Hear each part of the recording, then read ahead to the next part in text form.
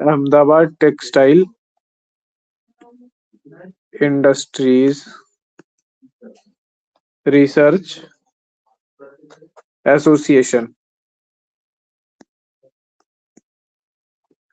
ठीक है, 1950 में हुआ था। अब ये जो है, ये पहली बार था, first growth of psychology. Hello. हाँ बोलिए, आवाज जा रही है?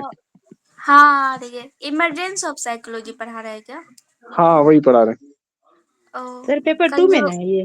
पेपर 2 में ही है, ये थोड़ा सा बाकी और रह गया था तो हम इसको कवर ही कर ले रहे हैं। ओ ठीक है।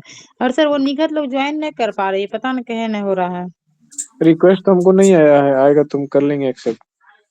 देखिए एक बार बोलिए फ्लाइट मोड करके फिर से ट्राई करें। ठीक है। कल जो एग्जाम दिए थे उसका हाँ अब कल कर लेते हैं उसका डिस्कशन। कुछ लोग एग्जाम नहीं दिए हैं, पर आगे से ऐसा नहीं होगा। अगर आपका एग्जाम छूट गया तो फिर अब आप जानो, एक मौका हम दे देते हैं। चलिए कोई बात नहीं। और लोग हम लास्ट चेक किए थे तब तक एग्जाम दिए थे। अभी बताइए जो कौन कौन लोग दिए हैं। एक तो कहकशा का हुआ है, एक फिजा आपका हुआ है 2, जी सर मेरा मेरा भी भी। हो गया। मनीषा का हुआ है 3, और निगत का एक भी और हो गया है। निखत का 4 हुआ है। बाकी एक निधि आपने सबमिट नहीं किया था तो वो नहीं हुआ। इसके अलावा भी अन्य किसी ने दिया है? निकिता आपने दिया एग्जाम? नहीं दिए हैं, आज दे देंगे। दे देना एग्जाम, ठीक है। ठीक है। अब जो एग्जाम का लिंक जाएगा आप लोग को, मोस्टली प्रेफरेबली ऐसा ही रहेगा। तो फर्स्ट टाइम हम बना रहे थे तो टाइम लगा हमको उसको बनाने में, पर आगे से ऐसे ही करेंगे, लिंक दे दिया करेंगे अपने टाइम पे, जब आपको सुविधा हो दे दीजिएगा।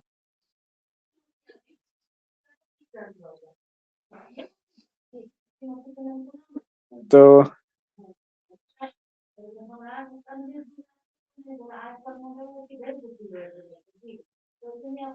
फर्स्ट ग्रोथ सर ऑफ, हाँ बोल रहे थे पिछले मतलब एग्जाम में बोले थे हम कि मतलब उसमें कुछ कुछ वर्ड जो इंग्लिश भी दे दीजिएगा, तो उसमें से भी बहुत सारा क्वेश्चन समझ में नहीं आ रहा था क्योंकि आप इंग्लिश में पढ़ाते हो और मतलब टेस्ट जो था तो वो हिंदी में था इसलिए। अच्छा। तो क्वेश्चन कुछ कुछ आपको समझ में नहीं आया, यही ना? हाँ। ठीक है। अच्छा, इस बार से हम ध्यान रखेंगे, फिर हिंदी में आपका करेंगे क्वेश्चन, इंग्लिश में सॉरी साथ में। एक्चुअली होता है क्या कि क्वेश्चन या तो हिंदी में होता है या तो इंग्लिश में होता है। तो अब बैठ करके हम देखेंगे उसको और क्या करेंगे।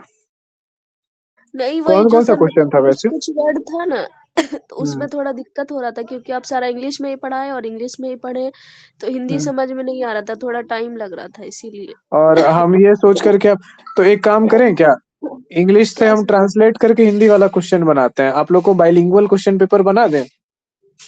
और सबसे भी पूछ लीजिए सर। तो आपको इंग्लिश में सुविधा होगी ना? ठीक है, हम बाइलिंगुअल बना दिया करेंगे। तो हमको इंग्लिश को हिंदी से ट्रांसलेट करना ही होता है, तो हम्म, बाइलिंगुअल ही कर दिया करेंगे। जहां पे आपको लगे इंग्लिश वाला क्वेश्चन देख लीजिए सेम नंबर पे, है ना? ठीक है सर। वही कर दिया करेंगे। बाकी टेस्ट रहा कैसा सबका, कुछ समझ में आया? पढ़े नहीं थे सर, एक्चुअली मेरा तबीयत बहुत खराब था इसीलिए, और अभी भी तबीयत खराब ही है, तो बस ऐसे ही हम्म, दे दिए टेस्ट, हमको लगा कि हाँ दे ठीक था देते सर। हैं। ऐसे तो क्वेश्चन ठीक ही था इसलिए। मेमोरी बेस्ड ही ज्यादातर वो टेस्ट था, क्योंकि जो टॉपिक था उसमें अंडरस्टैंडिंग के लिए क्या ही है, कुछ है नहीं। पूरा का हाँ। पूरा मेमोरी ही है ये, इमरजेंसी ऑफ साइकोलॉजी में। अहमदाबाद के आगे क्या लिखे हैं sir? Ahmedabad textile industries research association, ATIRA नाम था इसका। ठीक है, अतीरा नाम से आप लोग याद रख सकते हैं। तो अतीरा क्या था, सन 1950 में पहली बार ऐसा हुआ जब साइकोलॉजी को यूनिवर्सिटी सिस्टम से बाहर निकाला गया। अब देखिए 1950 जो है, 1950 बहुत कम वक्त है। भारत कब आजाद हुआ? 1947 में। तो मनोविज्ञान का जो विकास है और डिसिप्लिन की तुलना में बहुत तेजी से हुआ। क्यों? क्योंकि आपके फर्स्ट प्राइम मिनिस्टर का जो है रुझान इस तरफ था। तो और उसके बाद जब आजादी के आंदोलन को हम लोग पढ़ते हैं, स्वतंत्रता आंदोलन को, तो हम लोग ये पाते हैं कि स्वतंत्रता आंदोलन में गुजरात के लोगों की बहुत ज्यादा भूमिका थी। गुजरात के जो इंडस्ट्रियलिस्ट लोग थे, सबसे ज्यादा दिक्कत किसको हुई? जो भारतीय इंडस्ट्रियलिस्ट लोग थे, उन लोगों को अंग्रेजी शासन के कारण दिक्कत हो गई। अब उनका उनका काम धंधा चौपट हो गया, उद्योग धंधा चौपट हो गया। अंग्रेज सरकार की पॉलिसी ब्रिटिश सरकार की जो है बहुत गड़बड़ थी, तो सबसे ज्यादा नुकसान उनको हुआ। तो जो स्वतंत्रता आंदोलन होता है, कोई भी आंदोलन होता है, उसको फंडिंग तो चाहिए ना। सभाएं होंगी, लोग आएंगे जाएंगे, तिरपाल लगेगा, माइकिंग सिस्टम लगेगा, भाड़ा लगेगा, खाना पीना नाश्ता होगा, जो भी होगा। तो सब बियर कौन करता था? फंडिंग कहाँ से आता था? तो फंडिंग करते थे गुजरात के लोग, इंडस्ट्रियलिस्ट लोग। ठीक है, तो उनका जो है एक बहुत बड़ा योगदान, इनविजिबल हैंड समझिए। क्योंकि इन जनरली हम लोग क्या करते हैं, पॉलिटिकल लीडर्स को क्रेडिट कर देते हैं, लेकिन पॉलिटिकल लीडर्स के पीछे कौन व्यक्ति हुआ करते थे जो कि सपोर्ट करते थे और फंडिंग कर रहे थे, जिनका खुद का इंटरेस्ट था कि नहीं, भारत आजाद होगा तो मेरा भी कुछ इंडस्ट्रियल फायदा होगा। ये थे गुजराती इंडस्ट्रियलिस्ट लोग। अब गुजरात में किस चीज की इंडस्ट्री रही है? टेक्सटाइल की इंडस्ट्री रही है, और पहले से रही है, आजादी के पहले से ही जो है वहां से रही है। आजादी के बाद और बेटर चीजें होती थी। तो वहां पे कमला चौधरी नाम के, कमला चौधरी शायद होंगी, कमला चौधरी, इनका भी नाम काफी आप लोगों ने सुना होगा।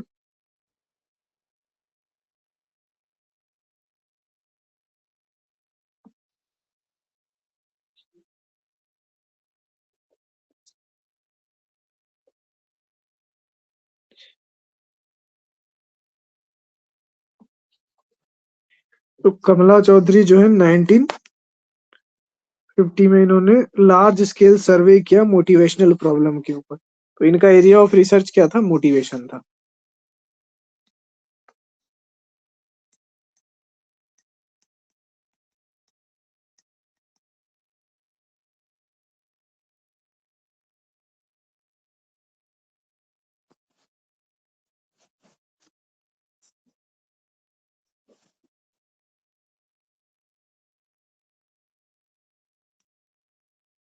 Motivation in textile industry. Bharat के बारे में आप अगर पढ़ेंगे, अंग्रेज जब आते हैं भारत में, तो सबसे गजब क्या होता है यहाँ पे? सबसे गजब भारत का कपड़ा माना जाता था। ठीक है, कपड़ा की इंडस्ट्री, भारत कपड़ा पूरी दुनिया में पहुंचाया करता था। मलमल, है ना, मलमल खास करके एक कपड़ा होता था जो कि राजा लोग पहनते थे। वो बहुत सॉफ्ट जो है वो कॉटन माना जाता था। और उसी का एक नॉर्मल वर्जन था मलमल आम। तो आम जो है वो साधारण लोगों के लिए बनता था, और खास जो है वो किंग टाइप के प्रीमियम वाला प्रोडक्ट था। तो अब ऐसी चीजें जो है यूरोप जाया करती थी, एक्सपोर्ट हुआ करती थी। तो टेक्सटाइल के मामले में हम भारतीय क्या थे? शुरू से ही अंग्रेजों से काफी ज्यादा आगे थे जब अगर टेक्सटाइल की बात की जाती है तो। आज भी आप देखिएगा कि हम लोग के भागलपुर में नाथनगर एक इलाका है जहाँ पे बुनकरी का इतिहास कितना पुराना है ये कोई नहीं जानता है। एक समय के बाद जो है हैंडलूम आ गया तो लोग लूम से करने लगे, लेकिन उसके पहले भी कहा जाता है कि जब हैंडलूम नहीं था, जब हाथों से होता होगा या दूसरा कोई तरीका होता होगा, तब भी लोग करते थे। तो इस तरीके से क्या है, टेक्सटाइल की परंपरा रही। तो टेक्सटाइल की जब इंडस्ट्री थी, और जहाँ पे इंडस्ट्री होगी और इंडस्ट्री अच्छे शेप में होगी, तो वहां पे ये बात होगी कि केवल इंडस्ट्री करने से नहीं होता, इंडस्ट्री में क्या प्रॉब्लम आ रही है, क्या चीजें आ रही है, वहां समझना चाहेंगे। कोई भी चीज में, कोई भी आपके प्रोजेक्ट में या कोई भी आपके इंस्टीट्यूशन में साइकोलॉजिस्ट कब जुड़ता है? साइकोलॉजिस्ट क्या होता है? वैल्यू एडिशन होता है आपके प्रोजेक्ट के लिए, आपकी कंपनी के लिए। और वो तब जुड़ता है जब आपकी कंपनी या आपका इंडस्ट्री बेयर मिनिमम लेवल से ऊपर जाता है। जब थोड़े ऊपर लेवल पे चला गया, तब आप समझें कि नहीं, साइकोलॉजिस्ट की जरूरत है, रिसर्चर की जरूरत है, कि हमको और बेहतर करना है और रिफाइन करना है। ये बिल्कुल वैसे ही बात हो गई कि जैसे मान लीजिए कि आप एक लेवल पे थोड़ा पहुंचने के बाद ही आपको कोई चीज जरूरी लगे कि हाँ ये चीज जरूरी है, नहीं तो उसके पहले केवल रोटी कपड़ा मकान तक की बात होती थी। तो वैसे ही था। तो गुजरात के टेक्सटाइल इंडस्ट्री बहुत सही थी। तो वहां पे इन्होंने क्या किया कि सारे टेक्सटाइल इंडस्ट्रीज ने मिल करके एक इंडस्ट्रियल रिसर्च बॉडी बनाई जिसका नाम है अतीरा। ये क्या थी? इंडस्ट्रियल रिसर्च बॉडी थी। और यहाँ पे अपॉइंट किया गया कमला चौधरी को, जो कि भारत के शुरुआती दिनों में साइकोलॉजिस्ट थे। वो भी जिनका विषय रहा होगा, उन्होंने इनके बारे में पढ़ा होगा। अब यहाँ पे कौन कौन लोग जो है बड़े बड़े नाम थे साइकोलॉजी के, वो लोग आए। कौन लोग आए? एरिक्सन एंड मैकलेलन, ठीक है, एरिक्सन और मैकलेलन, ये लोग जो है यहाँ पे आकर के विजिट किए। अब ये बहुत आश्चर्य की बात लगी, इतने बड़े बड़े लोग भारत आ रहे हैं, क्यों आ रहे हैं? तो आश्चर्य की कोई बात नहीं लगनी है, क्योंकि भारत जो है उस वक्त ब्रिटिश शासन का अंग था, लेकिन 1950 की बात कर रहे हैं, तो ब्रिटिश शासन से अभी नया नया अलग ही हुआ है। और तो ये नहीं हो गया कि पूरा कट गया। आज हम लोग 2024 में हैं। आज 2024 में किसी अंग्रेज का किसी एकेडमिक पर्पस से कहीं आना या ये विजिट करना, और वो भी अगर वर्ल्ड के टॉप क्लास के साइंटिस्ट है, तो वो बहुत बड़ी बात होती है। लेकिन तब इतनी बड़ी बात नहीं थी, क्योंकि भारत लगभग अपना इलाका ही था। जैसे भारत से नहीं लोग नेपाल चले आते हैं, हाँ, नेपाल बगल में, तो वैसे वाली ही बात थी। तो इसीलिए यहाँ पे हमने कहा कि फ्रीक्वेंट विजिटर्स थे। साइकोलॉजी अपने बडिंग डेज में था, और जहाँ-जहाँ चीज़ें हो रही थी, एक तो संस्थाएँ कम थी, तो जो चीज़ कहाँ-कहाँ था, आपने देखा कि पूरी दुनिया में हर जगह का नहीं पढ़ते हैं हम लोग, जर्मनी का पढ़ते हैं, यूके का पढ़ते हैं, यूएस का पढ़ते हैं, और फिर इंडिया में बॉडीज़ बन रही थी। जापान वगैरह में, जापान जापान कैसे जाएँगे लोग? जब वो जापानीज़ में रिसर्च करेंगे, जब सारा कुछ उनका जापानीज़ में होगा, उनकी भाषा अलग है, तो आप कैसे जाइएगा? यहाँ से हम लोग रिसर्च या कोलैब करने के लिए क्या करेंगे? इंग्लिश स्पीकिंग कंट्रीज़ में जाते हैं, रिसर्च और सब चीज़ करने के लिए। बिज़नेस करने के लिए दूसरी जगह जा सकते हैं, लेकिन जहाँ पढ़ना है, जहाँ रिसर्च करना है, जहाँ कम्युनिकेशन होगा, वहाँ तो हमको जाना पड़ेगा उन जगहों पे, जहाँ इंग्लिश स्पीकिंग कंट्रीज़ है। क्योंकि हमारा माध्यम अंग्रेज़ी है। तो इस कारण से क्या हुआ कि हम लोगों ने इन्हीं चीज़ों के बारे में पढ़ा। ऐसा तो नहीं है कि चाइना में रिसर्च नहीं होता होगा साइकोलॉजी, बिल्कुल होता होगा, लेकिन अपनी भाषा के कारण वो दुनिया से कटा हुआ है, क्योंकि उसको दूसरी भाषा सीखनी नहीं है।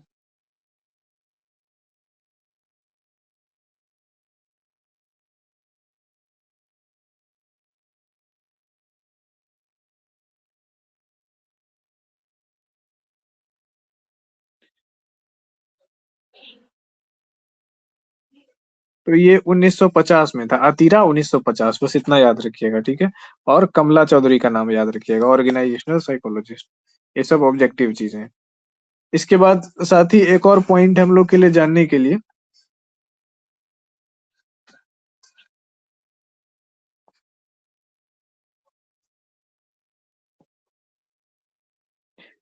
1962 में क्या होता है? 1962 में रांची में मेंटल हेल्थ हॉस्पिटल खुलता है।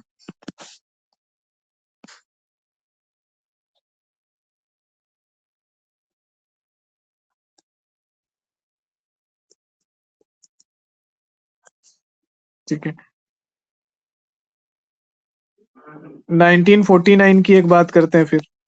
1949 में डिफेंस में जैसे इंटेलिजेंस टेस्ट जो बनाया गया, तो क्यों बनाया गया? सबसे पहले इंटेलिजेंस पे जो काम हुआ था, तो आप लोगों को पता होगा कि दुनिया पे जो रिसर्च और इसका जो तेजी मिली दुनिया को, कि रिसर्च जो है करना है, अचानक से जो है सब लोगों को रिसर्च ही करना था, है ना? निखत ज्वाइन की क्या क्लास?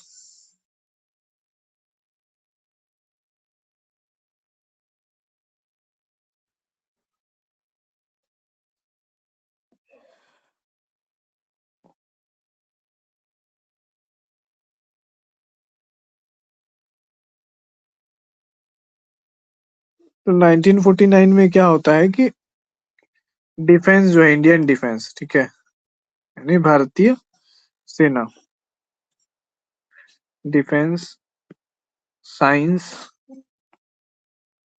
ऑर्गेनाइजेशन नाम से जो है शुरू किया गया 1949 में, ठीक है। और यहाँ पे इन्होंने क्या किया कि इन्होंने रुचि दिखाई किसमें? साइकोलॉजिकल टेस्ट्स में। कहाँ पे? पर्सनल सिलेक्शन में।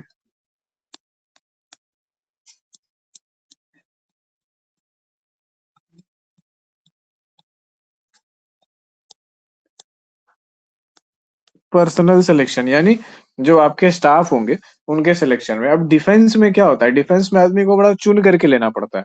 वो नॉर्मल फील्ड नहीं है कि आप किसी को भी ले लेंगे ना, फाइल यहाँ से वहां करना है, कंप्यूटर चलाना है, टाइपिंग करना है, हिसाब किताब रखना है, इस फाइल से उस फाइल करना है, बस। उस तरह का काम नहीं है, डिफेंस का काम बहुत अलग नेचर का है। तो उस हिसाब से क्या होता है कि बंदों को चुनने का भी सिस्टम चाहिए, कि हर व्यक्ति किसी को भी दम डिफेंस में ले नहीं सकते हैं। तो वर्ल्ड वार के टाइम पे क्या हुआ था कि डिफेंस में लोगों को कैसे लिया जाएगा, सेना में किस तरीके के लोगों को लिया जाएगा, तो मानसिकता भी तो होनी चाहिए। देश प्रेम की भावना होनी चाहिए, राष्ट्रीयता की भावना होनी चाहिए। अगर व्यक्ति ये सोचेगा कि यार मतलब नेता लोग मलाई खाएगा, इन लोगों के ईगो में लड़ाई होगा और हम जाके गोली खाएंगे, हट हम नहीं खाएंगे, I am just doing going to get my job, तो ये भावना होगी तो क्या होगा, वो लड़ाई नहीं करेगा, उसका फौज में सिलेक्शन नहीं होगा। तो क्या उसमें राष्ट्रीयता की भावना है, क्या उसमें ड्यूटीफुलनेस की भावना है, क्या उसमें सीखने का गुण है? अगर वो व्यक्ति उस व्यक्ति को सिखाया जा सकेगा, वो ट्रेनेबल व्यक्ति है, तभी तो वो डिफेंस में एक एसेट के रूप में होगा, नहीं तो फिर क्या होगा कि वो दिक्कत हो जाएगी। तो इन सारी चीजों को देखने समझने जानने के लिए क्या हुआ कि पर्सनल सिलेक्शन के लिए साइकोलॉजिकल टेस्ट का उपयोग किया जाने लगा, जिसमें इंटेलिजेंस टेस्ट जो है सबसे पहले है कि नहीं, सेना में जो आदमी होना चाहिए वो कुछ हो ना हो इंटेलिजेंट होना बहुत जरूरी है। कि उस समय की डिमांड थी, क्यों? क्योंकि वर्ल्ड वार चल रहा था। अब हम लोग जानते हैं कि जब भी युद्ध होता है तो क्या होता है, साइंस एंड टेक्नोलॉजी को बहुत तेजी से इम्पीटस मिलता है, क्योंकि अर्जेंट होता है ना। साइंस आपको एडवांटेज देगा, रिसर्च आपको एडवांटेज देगा अपने एनिमी के ऊपर, और उस टाइम तो एडवांटेज चाहिए। तो बस इस कारण से क्या हुआ, साइकोलॉजिस्ट को इस फील्ड में लाया गया कि आप लोग बताओ ह्यूमन रिसर्च में कि पर्सनल सिलेक्शन कैसे होगा, किस तरीके से हम ऐसे ऐसे गुणों वाले व्यक्तियों को लेंगे। इसके पहले हमने देखा इंडस्ट्री में जो है देखा गया, टेक्सटाइल इंडस्ट्री में, कि मोटिवेशन की प्रॉब्लम आ रही थी। पता चले कि लोगों में क्यों, हमारे स्टाफ में मोटिवेशन नहीं हो रहा है, तो क्यों मोटिवेटेड होकर काम नहीं कर रहा है, तो इसका पता लगाइए। फिर पता लगेगा तो फिर ये पता चलेगा कि किस तरीके से हम लोग अपनी पॉलिसीज बनाए, क्या क्या सुविधाएं दें जो मोटिवेट होकर के काम करें। अभी जैसे टाटा जो है कंपनी है, तो टाटा की जितनी भी सब्सिडरी कंपनीज है उसमें जॉब करना जो है लोगों का ड्रीम माना जाता है, चाहे फाइनेंस सेक्टर हो, ऑटोमोबाइल हो या कुछ भी हो, क्योंकि वो बहुत सारी जो है सुविधाएं देती है लोगों को। उसने इन चीजों पे देखा कि क्या क्या ह्यूमन फैक्टर्स है जिससे कि हमारा ऑर्गेनाइजेशन मजबूत होता है। तो जो ह्यूमन फैक्टर्स है पॉलिसी उसी हिसाब से बनाई जाए और उस हिसाब से चीजें की जाए। तो अभी हर कोई चाहता है कि प्राइवेट जॉब अगर हो तो टाटा के अंदर हो, फिर वही चीज धीरे धीरे रिलायंस में आनी शुरू हुई। तो पर्सनल सिलेक्शन में हम लोगों ने देखा कि कैसे कैसे साइकोलॉजी यहाँ पे कहाँ से निकल रही है, एक्सपेरिमेंट से बाहर निकल रही है ना। सबसे पहले एक्सपेरिमेंट की दुनिया से शुरू हुई, साइकोफिजिक्स से। उसके बाद हमने देखा कि एक्सपेरिमेंट के बाद जो है कहाँ पे आया, क्लिनिकल वाले क्षेत्र में, कि हाँ बिगड़ी जो है, जहाँ बिगड़ी हो गया है तो उस बिगड़ी को बनाने का काम करना है। और अब क्या लगा कि ये तो बहुत व्यवहारिक चीज है, जीवन के हर पहलू में लगता है, तो व्हाई नॉट इंडस्ट्री, इंडस्ट्री में रिसर्च करने में क्यों नहीं, कंज्यूमर बिहेवियर पर रिसर्च करने में क्यों नहीं, स्टाफ के सिलेक्शन पे क्यों नहीं, वहां पे लगा, डिफेंस में लगा। तो ऐसे ऐसे हम लोग क्या देख रहे हैं कि समय के साथ साथ इसका स्कोप और ब्रॉड होते जा रहा है, डेवलप हो रहा है साइकोलॉजी। और टॉपिक क्या है हम लोग का, development of academic psychology in India. अब जैसे पर्सनल सिलेक्शन होगा और डिफेंस में पर्सनल सिलेक्शन होगा तो क्या देखेंगे आप, मोटिवेशन का गुण देखेंगे, है ना, लीडरशिप का गुण देखेंगे, फिर मेंटल हेल्थ कितना है, क्विकली लर्न करने की क्षमता कितनी ज्यादा है। अगर क्विकली नहीं लर्न कर पाएगा, व्यक्ति बुकिश होगा, तो उसके लिए बैटल ग्राउंड में कोई जगह नहीं है। उसको डिफेंस रिसर्च में ले जा सकता है, लेकिन उसको फील्ड में जहाँ पे ऑपरेशन होंगे, जहाँ पे डायरेक्ट एक्शन होगा, वहां पे आप उसको नहीं ले सकते। तो ऐसी ऐसी चीजें होने लगी। अभी भी आप डिफेंस में देखिएगा कि डिफेंस में जो ऑफिसर बनना इंजीनियरिंग स्ट्रीम से, साइंटिस्ट के स्ट्रीम से या फिर मेडिकल स्ट्रीम से ऑफिसर बनना जो है ज्यादा आसान होता है सेना में। डिफेंस का मतलब सेना है, डिफेंस का मतलब पुलिस नहीं है। जैसे आमतौर पे आप लोग कहते हैं ना कि पुलिस मतलब डिफेंस का जॉब होता है, नहीं, पुलिस होम मिनिस्ट्री का जॉब है। सीआरपीएफ और जितने आते हैं वो सब होम मिनिस्ट्री के अंदर आते हैं, और वो सब सिविल जॉब के अंदर आते हैं। डिफेंस का सिर्फ एक मतलब होता है जो मिनिस्ट्री ऑफ डिफेंस के अंदर आता है, ठीक है। तो हम लोग बात कर रहे हैं एमओडी की, क्योंकि सीआरपीएफ के पर्सनल सिलेक्शन में, है ना, इन सब जगहों के पर्सनल सिलेक्शन में कहीं पे भी साइकोलॉजिकल टेस्ट नहीं है। जो भी आपके है, चाहे आरपीएफ है या जो भी है, उसमें रिटन टेस्ट है, इंटरव्यू है, सारा कुछ है। इवन आप ऑफिसर भी अगर बन जाते हैं इन चीजों में, यूपीएससी सीएपीएफ एग्जाम दे करके, उसमें भी साइकोलॉजिकल टेस्ट नहीं है। प्रीलिम्स है, उसका पेपर 1 है, पेपर 2 है, उसके बाद इंटरव्यू है। तो इस तरीके का सिस्टम है। तो केवल और केवल कहाँ यूज होता है, डिफेंस में। डिफेंस मतलब ministry of defence, not ministry, home ministry या फिर स्टेट गवर्नमेंट की पुलिसिंग नहीं। ये सारे के सारे आते हैं सिविल स्टाफ में।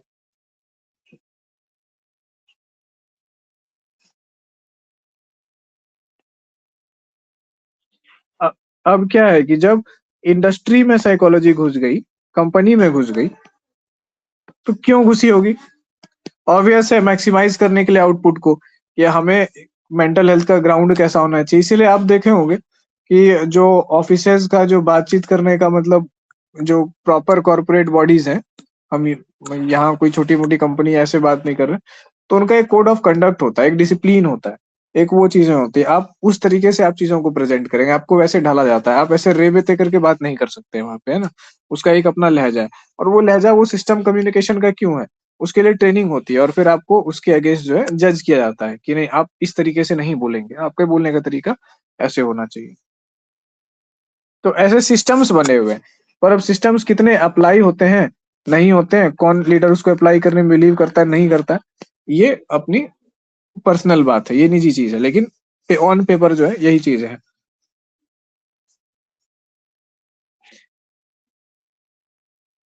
तो इंडस्ट्री में किन किन टॉपिक्स पे बातें हो रही है? जॉब एटीट्यूड पे बात हो रही है। एक सेकंड।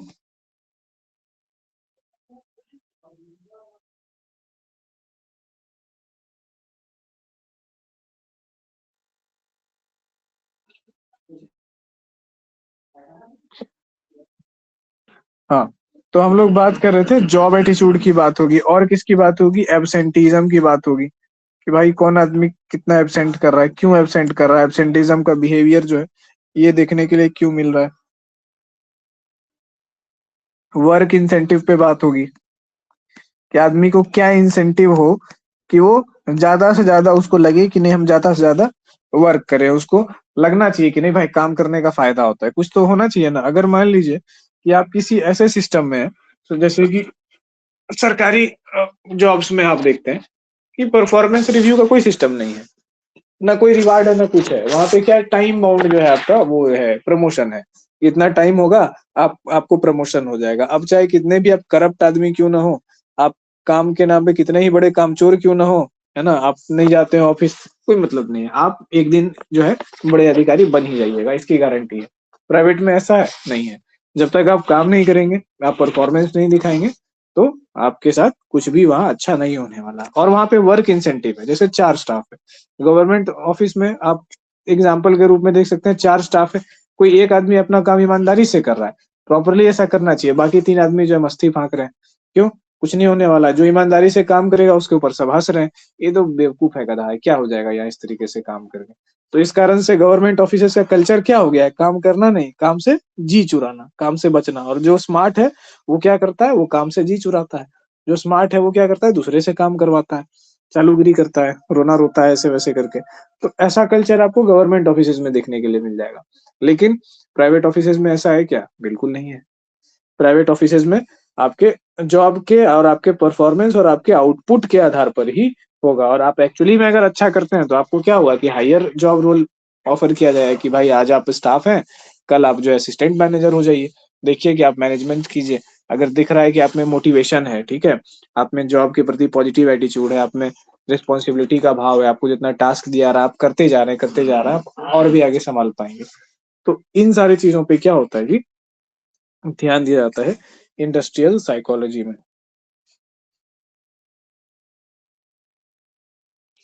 अब ये यहाँ पे हमने बात की कि एरिक्सन और मैकक्लेलन जो है ये लोग आते थे उस वहां पे विजिट करने के लिए। अब ये लोग क्या थे, ये लोग ओबी के और इंडस्ट्रियल साइकोलॉजिस्ट, ठीक है, ओबी या ओबी और इंडस्ट्रियल साइकोलॉजी दोनों एक्सचेंजेबल टर्म है, ठीक है। इंडस्ट्रियल साइकोलॉजी पहले कहा जाता था, अब कहा जाता है ऑर्गेनाइजेशन बिहेवियर, ठीक है। इसको कभी एचआर भी कहा जाता है, ह्यूमन रिसोर्स मैनेजमेंट भी, एचआरएम भी कहा जाता है। तीनों का मतलब आप एक ही समझ सकते हैं, अलग अलग समय पे अलग अलग तरीके से इसको डिफाइन किया गया, और थोड़ी बहुत चीजें बढ़ाई घटाई गई इसकी डिफिनेशन के नाम पर।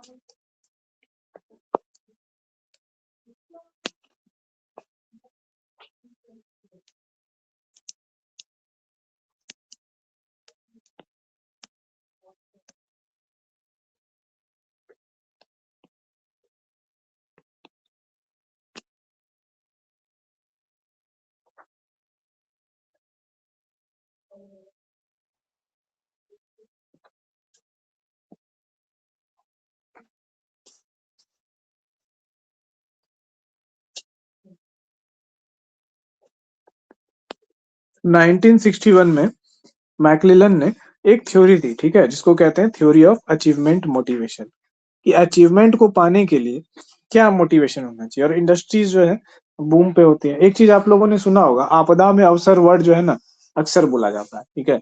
इसके दो कॉनोटेशंस है, एक निगेटिव भी और एक पॉजिटिव भी। लेकिन जब कोई सिस्टम बिगड़ता है या कोई आपदा आती है तो उसके साथ साथ क्या होते हैं, अपॉर्चुनिटीज भी क्रिएट होती है, अगर आप इसको पॉजिटिव वे में देखेंगे। तो उन्हीं अपॉर्चुनिटीज को कैश करने की बात करता है। जैसे कोविड जब आया, ठीक है, तो कोविड आया तो आपने देखा कि बहुत सारे उद्योग धंधे बैठ गए, बहुत चीज। लेकिन बहुत सारे ऐसे लोग थे जो कोई उद्योग धंधा कुछ नहीं कर सकते थे, वो लोग अमीर हो गए। कैसे? मास्क सी करके, मास्क बेच बेच करके।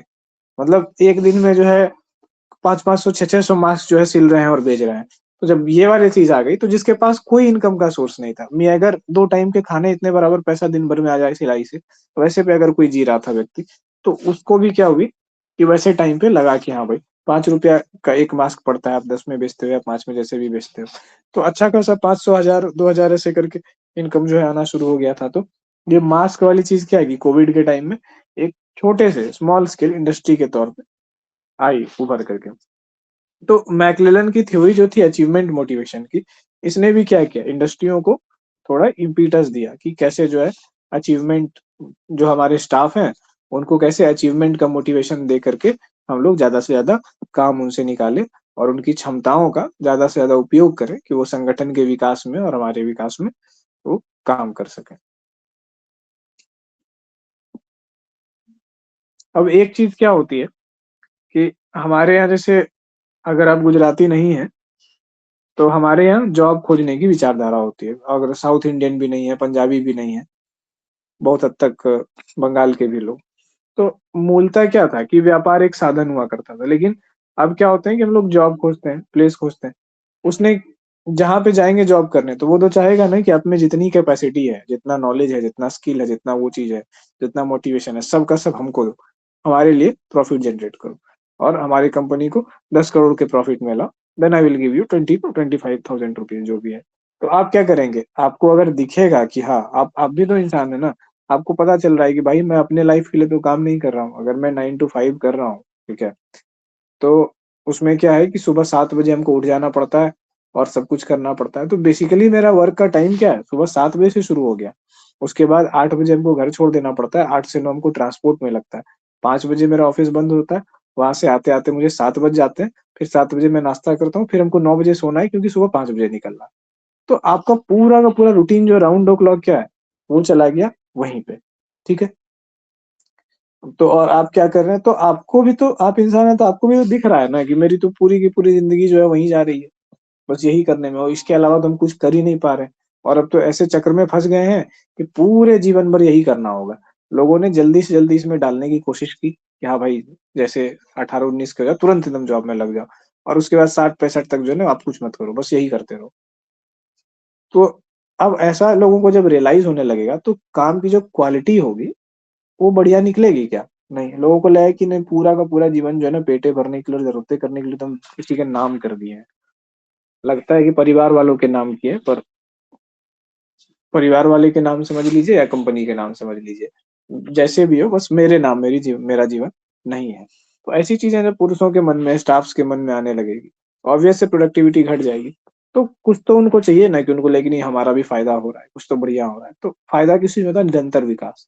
आज मेरे को 15,000 रुपया मिल रहा है, इतना अच्छा काम करूंगा, कल मिलेंगे 20, फिर उसके बाद एक पोस्ट बढ़ जाएगा, मैं मैनेजर बन जाऊंगा, 25,000 सैलरी हो जाएगी और अच्छा काम करूंगा।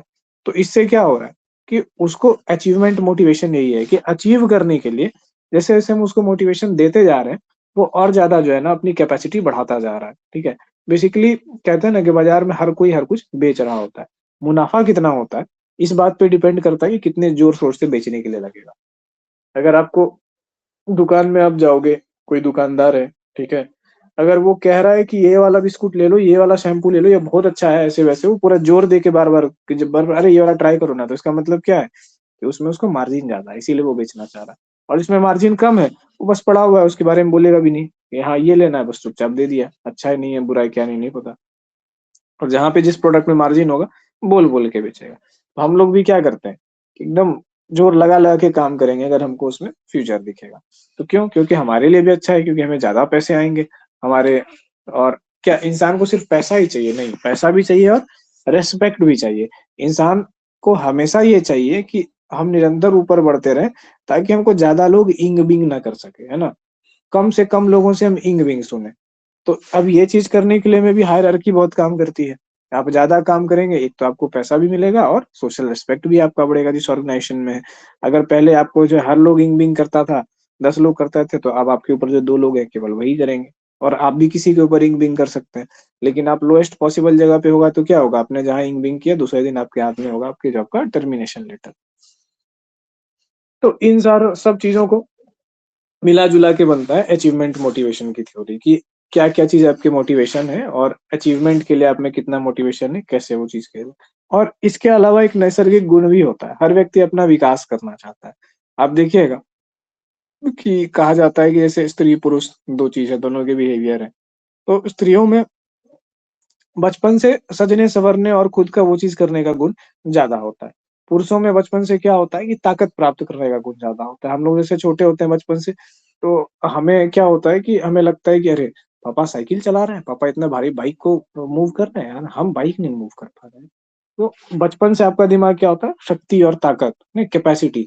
और स्त्रियों के लिए क्या होता है? बच्चों को बच्चियों को बचपन से, मेरा बाल ऐसा है, तुम तो गंदा कपड़ा पहने हो, यार तुम्हारा तो वैसे कितना गंदा लगता है देखने में, छी। अब जैसे बच्चे-बच्चियों की बातें आप सुनेंगे, तो आप नोटिस करेंगे कि लड़कियाँ जो है ना, इस चीज़ पे बहुत ज़्यादा वो चीज़ेंगी, ये कितना गंदा लगता है, उसका नाखून बड़ा है, तो ये जो है ये चबाती है, वो चबाती है, नाक से गंदगी निकालती है, वो गंदी लड़की है, ऐसे-वैसे। तो रूप गुण वाला ये चीज़ क्या है? सौंदर्य का और इसके प्रति झुकाव, प्राकृतिक बिहेवियर समझ सकते हैं हम लोग कि एक तरीके से उसको मिला। और पुरुषों को क्या मिला? शक्ति के प्रति, मैनेजमेंट के प्रति झुकाव जो है वो चीज़ मिला। उनका ज़्यादा हिस्सा इस चीज़ पे रहेगा। उनको वाव इस बात पे नहीं निकलेगा कि कोई आदमी जो है ना देखने में कितना सुंदर है। हाँ, मतलब ठीक है, निकल सकता है। लेकिन अंदर से वो इम्प्रेस तभी होगा कि भाई काम कितना सॉलिड किया है। ये मैनेज कितनी चीज़ें कर पाता है ना? इन चीज़ों पे हम लोग को पुरुषों को इस बात से फ़र्क ही नहीं पड़ता कि कौन कैसा दिख रहा है। मतलब अगर किसी में ये पुरुष वाली मेंटालिटी है तो, नहीं तो बॉयज़ वाली मेंटालिटी है तो फिर तो वही है कि हाँ, वही भाई किसका क्या है, बाल बड़ा है, ये है, वो है, नहीं है। तब ऑल सॉर्ट्स ऑफ चीज़ें। लड़की है तो सुंदर है कि नहीं है। हाँ, तो ये वाली चीज़ें हैं। तो अचीवमेंट मोटिवेशन में हम लोग 2 चीज़ें हैं, अचीवमेंट भी और मोटिवेशन भी। एक अचीवमेंट की चाह है और मोटिवेशन में और क्या-क्या चीज़ें आपकी शामिल होगी, क्या सोशल रिस्पेक्ट होगा, नहीं होगा। इन सारी चीज़ों के इर्द-गिर्द जो है बनी है ये मैक्मिलन की थ्योरी ऑफ अचीवमेंट मोटिवेशन। ठीक है? तो इस थ्योरी के आधार पे क्या हुई? इंडस्ट्रियल ट्रेनिंग्स डेवलप हुई। जब थ्योरी बनी, तो थ्योरी का काम है कि कुछ तो होना चाहिए। तो इसके आधार पर हुई इंडस्ट्रियल ट्रेनिंग। इंडस्ट्रियल ट्रेनिंग्स बनी कि इस तरीके से ट्रेन किया जाए, लोगों को ऐसी ट्रेनिंग दी जाए कि उनके अंदर ना और अच्छा अचीव करने का मोटिवेशन हो जाए, ठीक है? और बढ़िया जो है वो अचीव करें। अब क्या होता है, कुछ लोग बड़े स्मार्ट होते हैं, है ना? वो लोग ना कॉर्पोरेट की इस चीज़ को समझ जाते हैं कि ओह! तुम हमको अचीवमेंट दे-दे करके तुम मेरा जो है ये कर रहे हो, ऐसे-वैसे। और उनके पास दूसरा भी मतलब साइड से अपना अलग स्किल डेवलप करते रहते हैं। तो वो डबल जॉब करते हैं, उसको मूनलाइटिंग कहा गया। आप लोगों ने एक टर्म सुना होगा, एचआर और ओबी के पर्सपेक्टिव से इम्पोर्टेंट है मूनलाइटिंग। अब मूनलाइटिंग क्या होता है सर? मूनलाइटिंग का मतलब होता है, मेरे में क्षमता है, मेरे में स्किल है, तभी तो आपने मुझे अपने यहाँ रखा है कि मेरा काम करो। कोई निजी रिश्ता तो आपका है नहीं, जब तक काम बनता तब तक ठीक है, वरना आप भाड़ में जाने वाली जनता। तो यही वाला तो रूल है। तो इसमें एम्प्लॉइज़ क्या करते हैं? मूनलाइटिंग करते हैं। आप कंपनी में काम कर रहे हो तो क्या हो रहा है कि आप भी तो चीज़ें सीख रहे हो ना, आपका भी स्किल बढ़ रहा है। और कंपनी को तो ये चाहिए कि भाई बंदा सीखने वाला होना चाहिए, तभी तो हम उसको अगर काम नहीं आता है तो हम उसको सिखा सकें और सिखा के काम करवा सकें। उसमें इंटेलिजेंस होना चाहिए। तो इंटेलिजेंट बंदों को चुनती है, सीखने वाले बंदों को, लालची बंदों को, जिनको लालच होना चाहिए। अगर आप इंटरव्यू में चले गए फ़कीरों जैसे कपड़े पहन के, आप कितने भी बड़े विद्वान हो, आपका सिलेक्शन नहीं होगा, किसी कॉर्पोरेट सेटअप में। क्यों? और आप में वो दिखना चाहिए कि इसमें ललक है खर्च करने की। अब जिस बंदे में खर्च करने की ललक होगी, उसी के अंदर तो ज़्यादा पैसे कमाने की और ज़्यादा हायर पोस्ट पे जाने की जो है ललक होगी। नहीं तो फिर क्या होगा? वो फ़कीर मिजाज का होगा बंदा, वो आपको क्या हुआ कि यार ये क्या ही है, तो बन जाएगा कंपनी में, उसके बाद आगे बढ़ने की कोशिश ही नहीं करेगा, इसको लगा हाँ ठीक है इतना हो गया काफी है, मैं क्यों इतना ये करूं, हाय हाय करूं, इतना सेल्स करूं, इतना षड्यंत्र करूं, ये वो करूं क्यों, अगर मैं तो ठीक है सब सेटल है। तो ऐसे बंदे उनको चाहिए नहीं।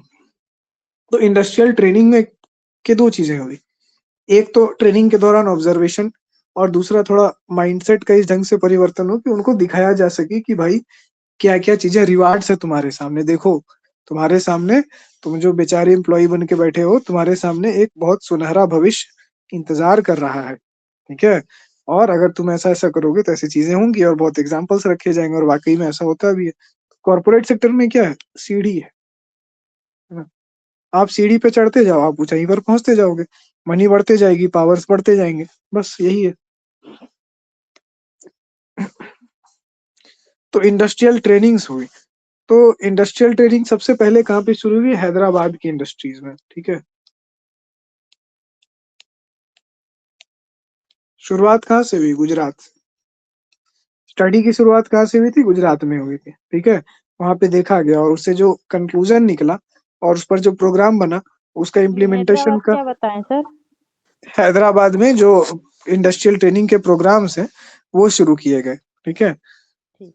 और कहाँ पे शुरू किए गए, स्मॉल इंडस्ट्रियल ट्रेनिंग इंस्टीट्यूट, यहाँ पे।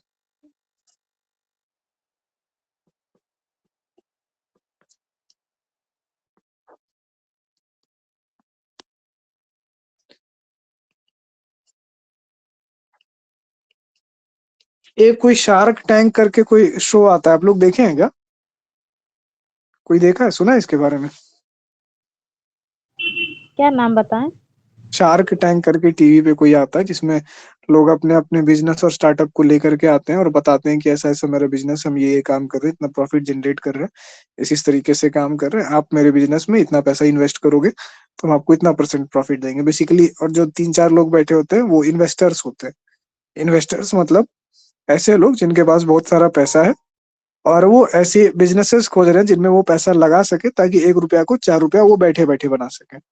और बिजनेसमैन क्या करता है, बिजनेसमैन के पास वो कला होती है कि उसने 1 रुपया डाला और उसको 1 रुपया को वो 4 रुपया में कन्वर्ट करेगा। तो सर मैंने अगर ट्रेनिंग के किसी बाद क्या लिखे हैं? स्मॉल इंडस्ट्रियल ट्रेनिंग इंस्टीट्यूट, देखा है किसी ने, शार्क टैंक रील्स वगैरह ये सब सब आता है उसका। हाँ हम देखे थे।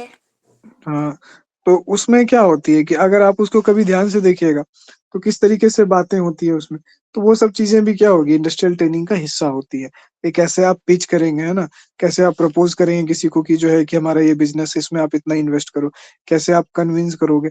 वो व्यक्ति क्या करेगा, वो व्यक्ति, आप देखें कि जब भी ये लोग अपना बिजनेस पिच करने के लिए जाते हैं, अगले को प्रपोज करते हैं कि ऐसा ऐसा है, ये चीजें हैं हमारे हमारे बिजनेस में, आप हमको इतना पैसा दे दो, तो आप देखना कि वो लोग क्या होते हैं, रिजेक्शन के मूड में होते हैं हमेशा। हमेशा लगेगा कि यार नहीं यार हटाओ, इसमें तो ये है।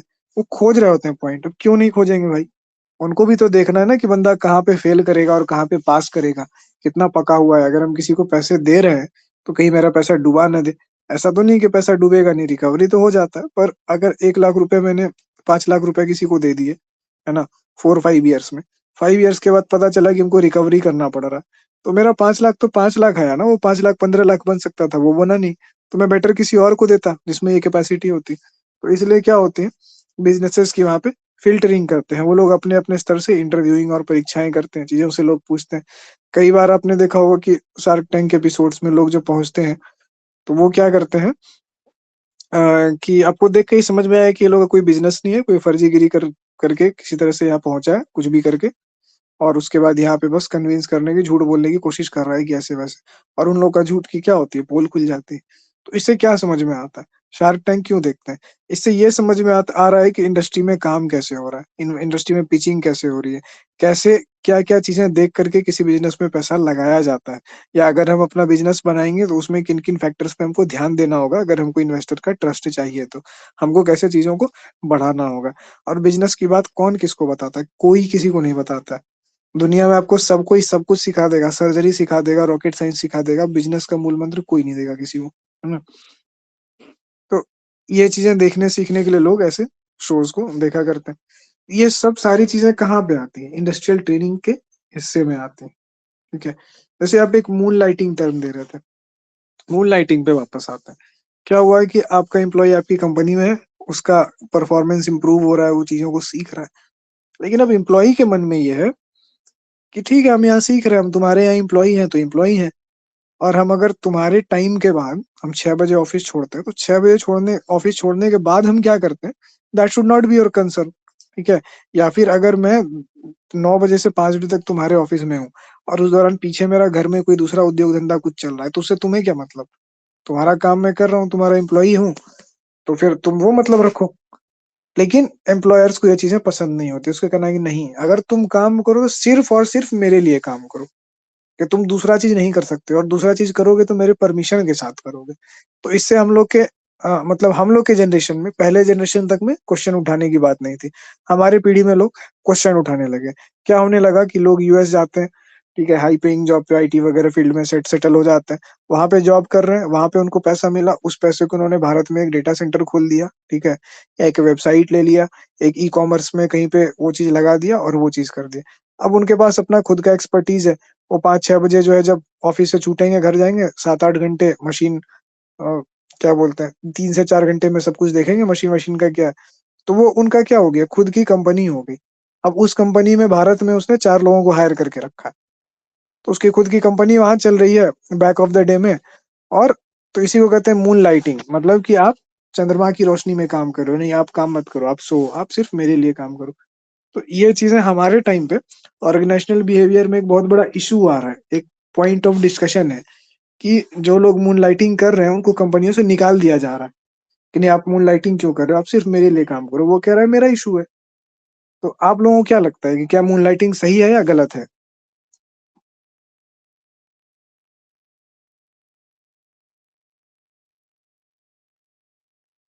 हेलो, है किसी का कोई रिस्पॉन्स? अरे हम कनेक्टेड भी है कि डिस्कनेक्ट हो गया वाईफाई से भाई? हम्म, ठीक है। तो चलिए, आप आपको लग रहा है कि मून लाइटिंग सही है, अब उन लोगों को लग रहा है कि मून लाइट गलत है, मून लाइटिंग गलत है। तो ऐसे ऐसे जो कंसर्न है, ये सारी चीजें हैं, ये सारी चीजें आपको इंडस्ट्रियल साइकोलॉजी के अंदर देखने के लिए मिलेंगी।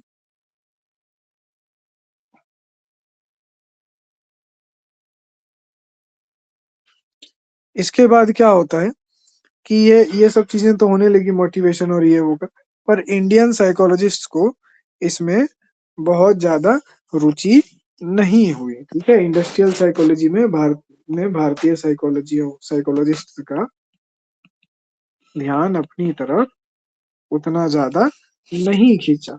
सबको मतलब सब लोगों को लगा ठीक है, इतना भी कोई इंटरेस्टिंग नहीं है, बस यही है, इतना ही है, कॉर्पोरेट सेक्टर में काम करना है उसके लिए। तो तो लोगों की तरफ, लोगों का ध्यान किस तरफ गया, इंडस्ट्रियल साइकोलॉजी से हट करके, इंडस्ट्रियल ट्रेनिंग से हट करके कहाँ गया, ऑर्गेनाइजेशनल बिहेवियर पे।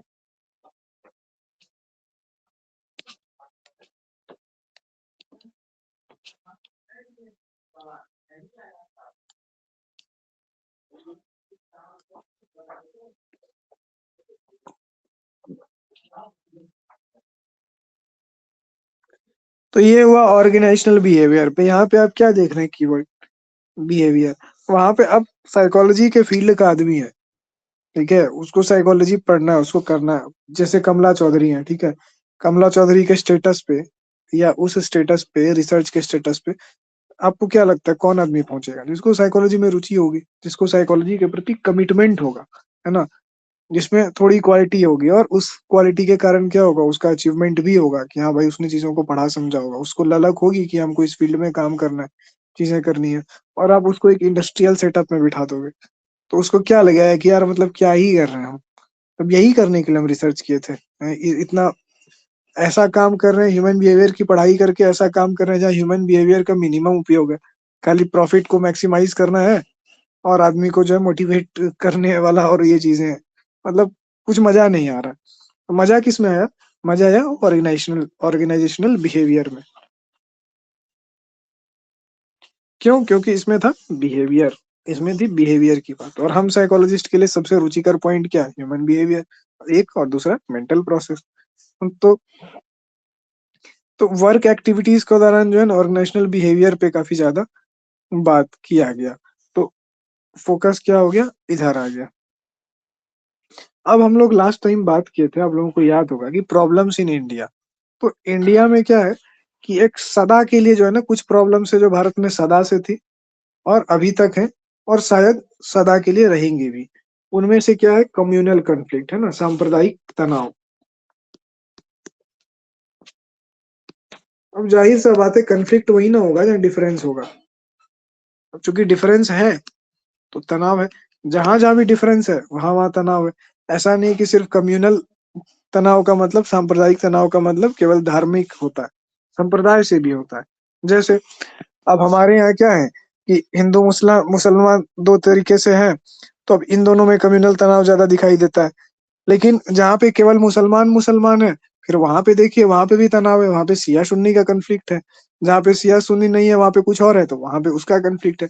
तो जहां जहाँ पे संप्रदाय है वहां वहां पे क्या है, तनाव है। हम लोग कम्युनल टेंशन का मतलब समझते हैं इंडिया में धार्मिक तनाव, ठीक है, रिलीजियस टेंशन हम लोग इसको समझते हैं। बट अगर ओवरऑल आप वर्ल्ड के पर्सपेक्टिव में देखिए तो इसका मतलब है कम्युनल टेंशन का सही और सीधा अर्थ है एक संप्रदाय से जुड़ा हुआ तनाव। अब जैसे साधुओं में भी लड़ाई हो गई थी, साधुओं में भी दंगा हुआ और मार पिटाई हो गई थी, एक दूसरे को मार रहे थे, ये सोच के अजीब लगता है। लेकिन वैष्णव और शैव में लड़ाई हुई थी भारत में, है ना, कि जो है ना वैष्णव लोग शैव को गलत बताते थे, शैव लोग वैष्णव को गलत बताते थे, अधार्मिक बताते थे। और फिर क्या हुआ कि बात इतनी बढ़ गई कि हिंसा तक बात होने लग गई थी। शैव वैष्णव को मारने लगे और वैष्णव लोग शैवों को मारने लगे। तो जहां भी डिफरेंस होगा हम क्या देखेंगे कि जहां डिफरेंस है वहां पे स्कोप है टेंशन होने का, कन्फ्लिक्ट वही होगा। भारत क्या है, भारत की सबसे जो मूल पहचान है वही है अनेकता में एकता, यानी difference, unity in diversity. Unity in diversity तो रहेगी, ठीक है, अच्छी बात है, लेकिन क्या वो यूनिटी एब्सोल्यूट है? नहीं, वो बीच बीच में कुछ पांच जो है वो होता ही रहता है और होता ही रहना है। तो ये एक पेरेनियल प्रॉब्लम है, सांप्रदायिक तनाव भारत में हमेशा से था, हमेशा से है, हमेशा से रहेगा। और आप अगर एक लीडर हैं, आप एक स्मार्ट पॉलिटिशियन हैं, तो फिर आपके लिए वो चांदी है। आप जानते हो कि कैसे आपको सांप्रदायिक तनाव का लिवरेज करके हमको सत्ता में पाना है। हम कितने भी बेकार आदमी, हमसे कुछ नहीं होगा, लेकिन हाँ सांप्रदायिक तनाव करने में हम आर्टिस्ट हैं, है ना। I am a communal artist. वैसे हम लोग नेता को नेता नहीं कहेंगे, कम्युनल आर्टिस्ट कहेंगे। तो अगर वो आर्ट मेरे में है तो हम जो है आराम से पावर पे रहेंगे, दो चार बयान दे देंगे और बस उसके ऊपर तो पूरा एकदम सब तरफ वो होने लगेगा, चाहे डेवलपमेंट हम करें या ना करें। बस ये कहना है कि अगला खराब है, अगले को मारेंगे, हेटरेट लोगों में, बाइगॉटरी, ये चीजें डालेंगे। तो ये एक कॉन्फ्लिक्ट है। दूसरा क्या है, कास्ट कॉन्फ्लिक्ट की बात हम लोग किए थे। आप लोगों ने देखा था कि कास्ट वाला इशू भारत में कभी नहीं जाने वाला है। भारत में जितने भी रिलीजन्स है ना, सब में इंसानों को बराबर बताया गया है, चाहे वेद हो, चाहे कुरान हो, चाहे बाइबल हो, है ना, या फिर जैन अवस्था हो, बुद्धिज्म के ग्रंथ हो, तो जितना जैनिज्म के ग्रंथ हो, जितने भी रिलीजन्स है सब में हर एक इंसान को बराबर माना गया है। लेकिन एक भारतीय मन कभी भी बराबरी की बात न कर सकता है, न सोच सकता है। और जो व्यक्ति करेगा और सोचेगा उसका जीवन कितना कठिन होता है आप लोग सब भी अच्छे से जान रहे होते हैं। तो कास्ट किस पे बेसिस है, हायरार्की पे, ऊंच नीच के भाव पे। और भारतीय मानस की मानसिकता क्या है, ऊंच नीच की बात है। यहाँ पे हर व्यक्ति, जैसे आप देखिएगा कास्ट है, ठीक है, तो कास्ट की बात क्या है कि यहाँ पे बता दिया गया कि ये कास्ट ऊपर है और ये कास्ट नीचे है। तो वही मेंटालिटी हो गई। लेकिन आप यहाँ भी देखिए यार कि अगर मान लीजिए कि इस चीज को एक मिनट के लिए सही भी मान लेते हैं, हालांकि हम तो काल्पनिक मानते हैं ऐसी चीजों को, कि रिलीजन और कास्ट जो है ना ये काल्पनिक चीज है, ये एग्जिस्ट नहीं करती है। इन चीजों को लोगों ने बना दिया है, एक स्टिकर बनाया है जो माथे पे चिपका दिया है किसी के। तो अगर एक मिनट के लिए मान लेते हैं कि दिस थिंग्स आर रियल, तो इसके हिसाब से अगर समाज में ये समझा जाता है कि कोई सर्टेन कास्ट जो है वो लोअर कास्ट है और ये कोई सर्टेन कास्ट है ये अपर कास्ट है, तो एक बार जाते हैं लोअर कास्ट में। तो लोअर कास्ट में जब आप जाएंगे लोगों को देखेंगे तो वहां तो हायरार्की का भाव नहीं मिलना चाहिए, क्योंकि भैया आप तो सबसे लोअर है, आपसे नीचे कौन है। लेकिन वहां भी आप देखिएगा कि हर जाति में, लोएस्ट जाति में भी जो है ना वो क्या, जिसको लोएस्ट जाति समझा जाता है वो भी अपने नीचे का चार फिर का खोज ही लेता है कि नहीं भाई, ठीक है, हम अगर SC ST है तो SC ST में भी क्या है, मुर्मू है, उरांव है, मुंडा है, ये संथाल है, ये वो है, तो हम जो है ना हम संथाल हैं। हम उरांव और मुंडा से ऊपर हैं, वो लोग हमसे नीचे है। तो ये बेहद हास्यास्पद बात हो जाती है हमारे भारतीय समाज में कि एक समस्या है, लेकिन इस समस्या को हम लोग प्राइड के वे में लेकर के चल रहे हैं। तो इन चीजों ने क्या किया कि लोगों का ध्यान आकर्षित किया। अब वो लोग कौन-कौन थे, इस पे हम लोग आते हैं। अच्छा, एक बात बताइए, क्या आप लोग अपने आस-पास या अपने ही मेकअप में, मतलब अपने साइकोलॉजिकल मेकअप में इन चीज़ों को नहीं पाते हैं, या फिर बातचीत में कभी जुबान से नहीं निकल जाता है कि नहीं ऊँचा कास्ट का है, ये चीज़ है, कास्टिज़्म, ये वो निकलता है कि नहीं निकलता है? अगर ईमानदारी से बताइए तो? मतलब हेट्रेड वाली बात नहीं, लेकिन फिर भी कभी निकल जाता है ना कि हाँ, ऊँचा जाति से है या फिर ऐसे है, वैसे है, हाँ तो सर, निकल जाता है। निकल जाता है। हम लोग नहीं, मेरे कभी नहीं निकलता है। तो नहीं निकलता है, तो बहुत अच्छी मेंटालिटी है। हम लोग इवन जितने लोगों ने हाँ बोला, वो भी जातिवाद में बिलीव नहीं करते हैं। फिर भी क्या होता है, कहीं अगर सुन भी लिए, तो एक बार के लिए मन में आता है कि वो अच्छा ये चीज़, मतलब ऊँच-नीच का भाव नहीं आता। लेकिन जो है कई बार कोई बोल देता है कि हाँ, ऊँची जाति से, तो वहाँ पे तुरंत विरोध नहीं करते कि भाई ऊँचा जाति क्या होता है, नीचा जाति क्या होता है, ठीक है? वो जो सामाजिक बिलीफ है कि हाँ, ऐसे-ऐसे होता है, ये इससे नीचे है, वो उससे नीचे है, तो ये चीज़ है। जबकि ऐसी चीज़ें वास्तविकता में कुछ है नहीं। समाज में सबको सबकी ज़रूरत पड़ती है, ठीक है? और एक टाइम था, जो अगर इंडियन सोसाइटी की बात करें, कि जब भारत को कहा जाता था कि एक बहुत मजबूत था। जब ह्वेन-सांग चीनी यात्री भारत आया था, तो उसने अपनी किताब में यात्रा वृत्तांत में ये लिखा है कि मैं पूरा भारत घूम गया, इतने सालों तक रहा, लेकिन हमको पूरे भारत में कहीं भी लोग लड़ाई करते हुए नहीं दिखे। हमको ये बहुत आश्चर्य लगा कि मैं पूरी दुनिया में इतनी जगह घूमा, हमको मतलब ये चीज़ हमको अजीब लगा कि इतना बड़ा देश है और इतना जगह घूमा और कोई हमको लड़ाई करते नहीं दिखा। सिर्फ़ एक जगह 2 भाई लड़ाई कर रहे थे।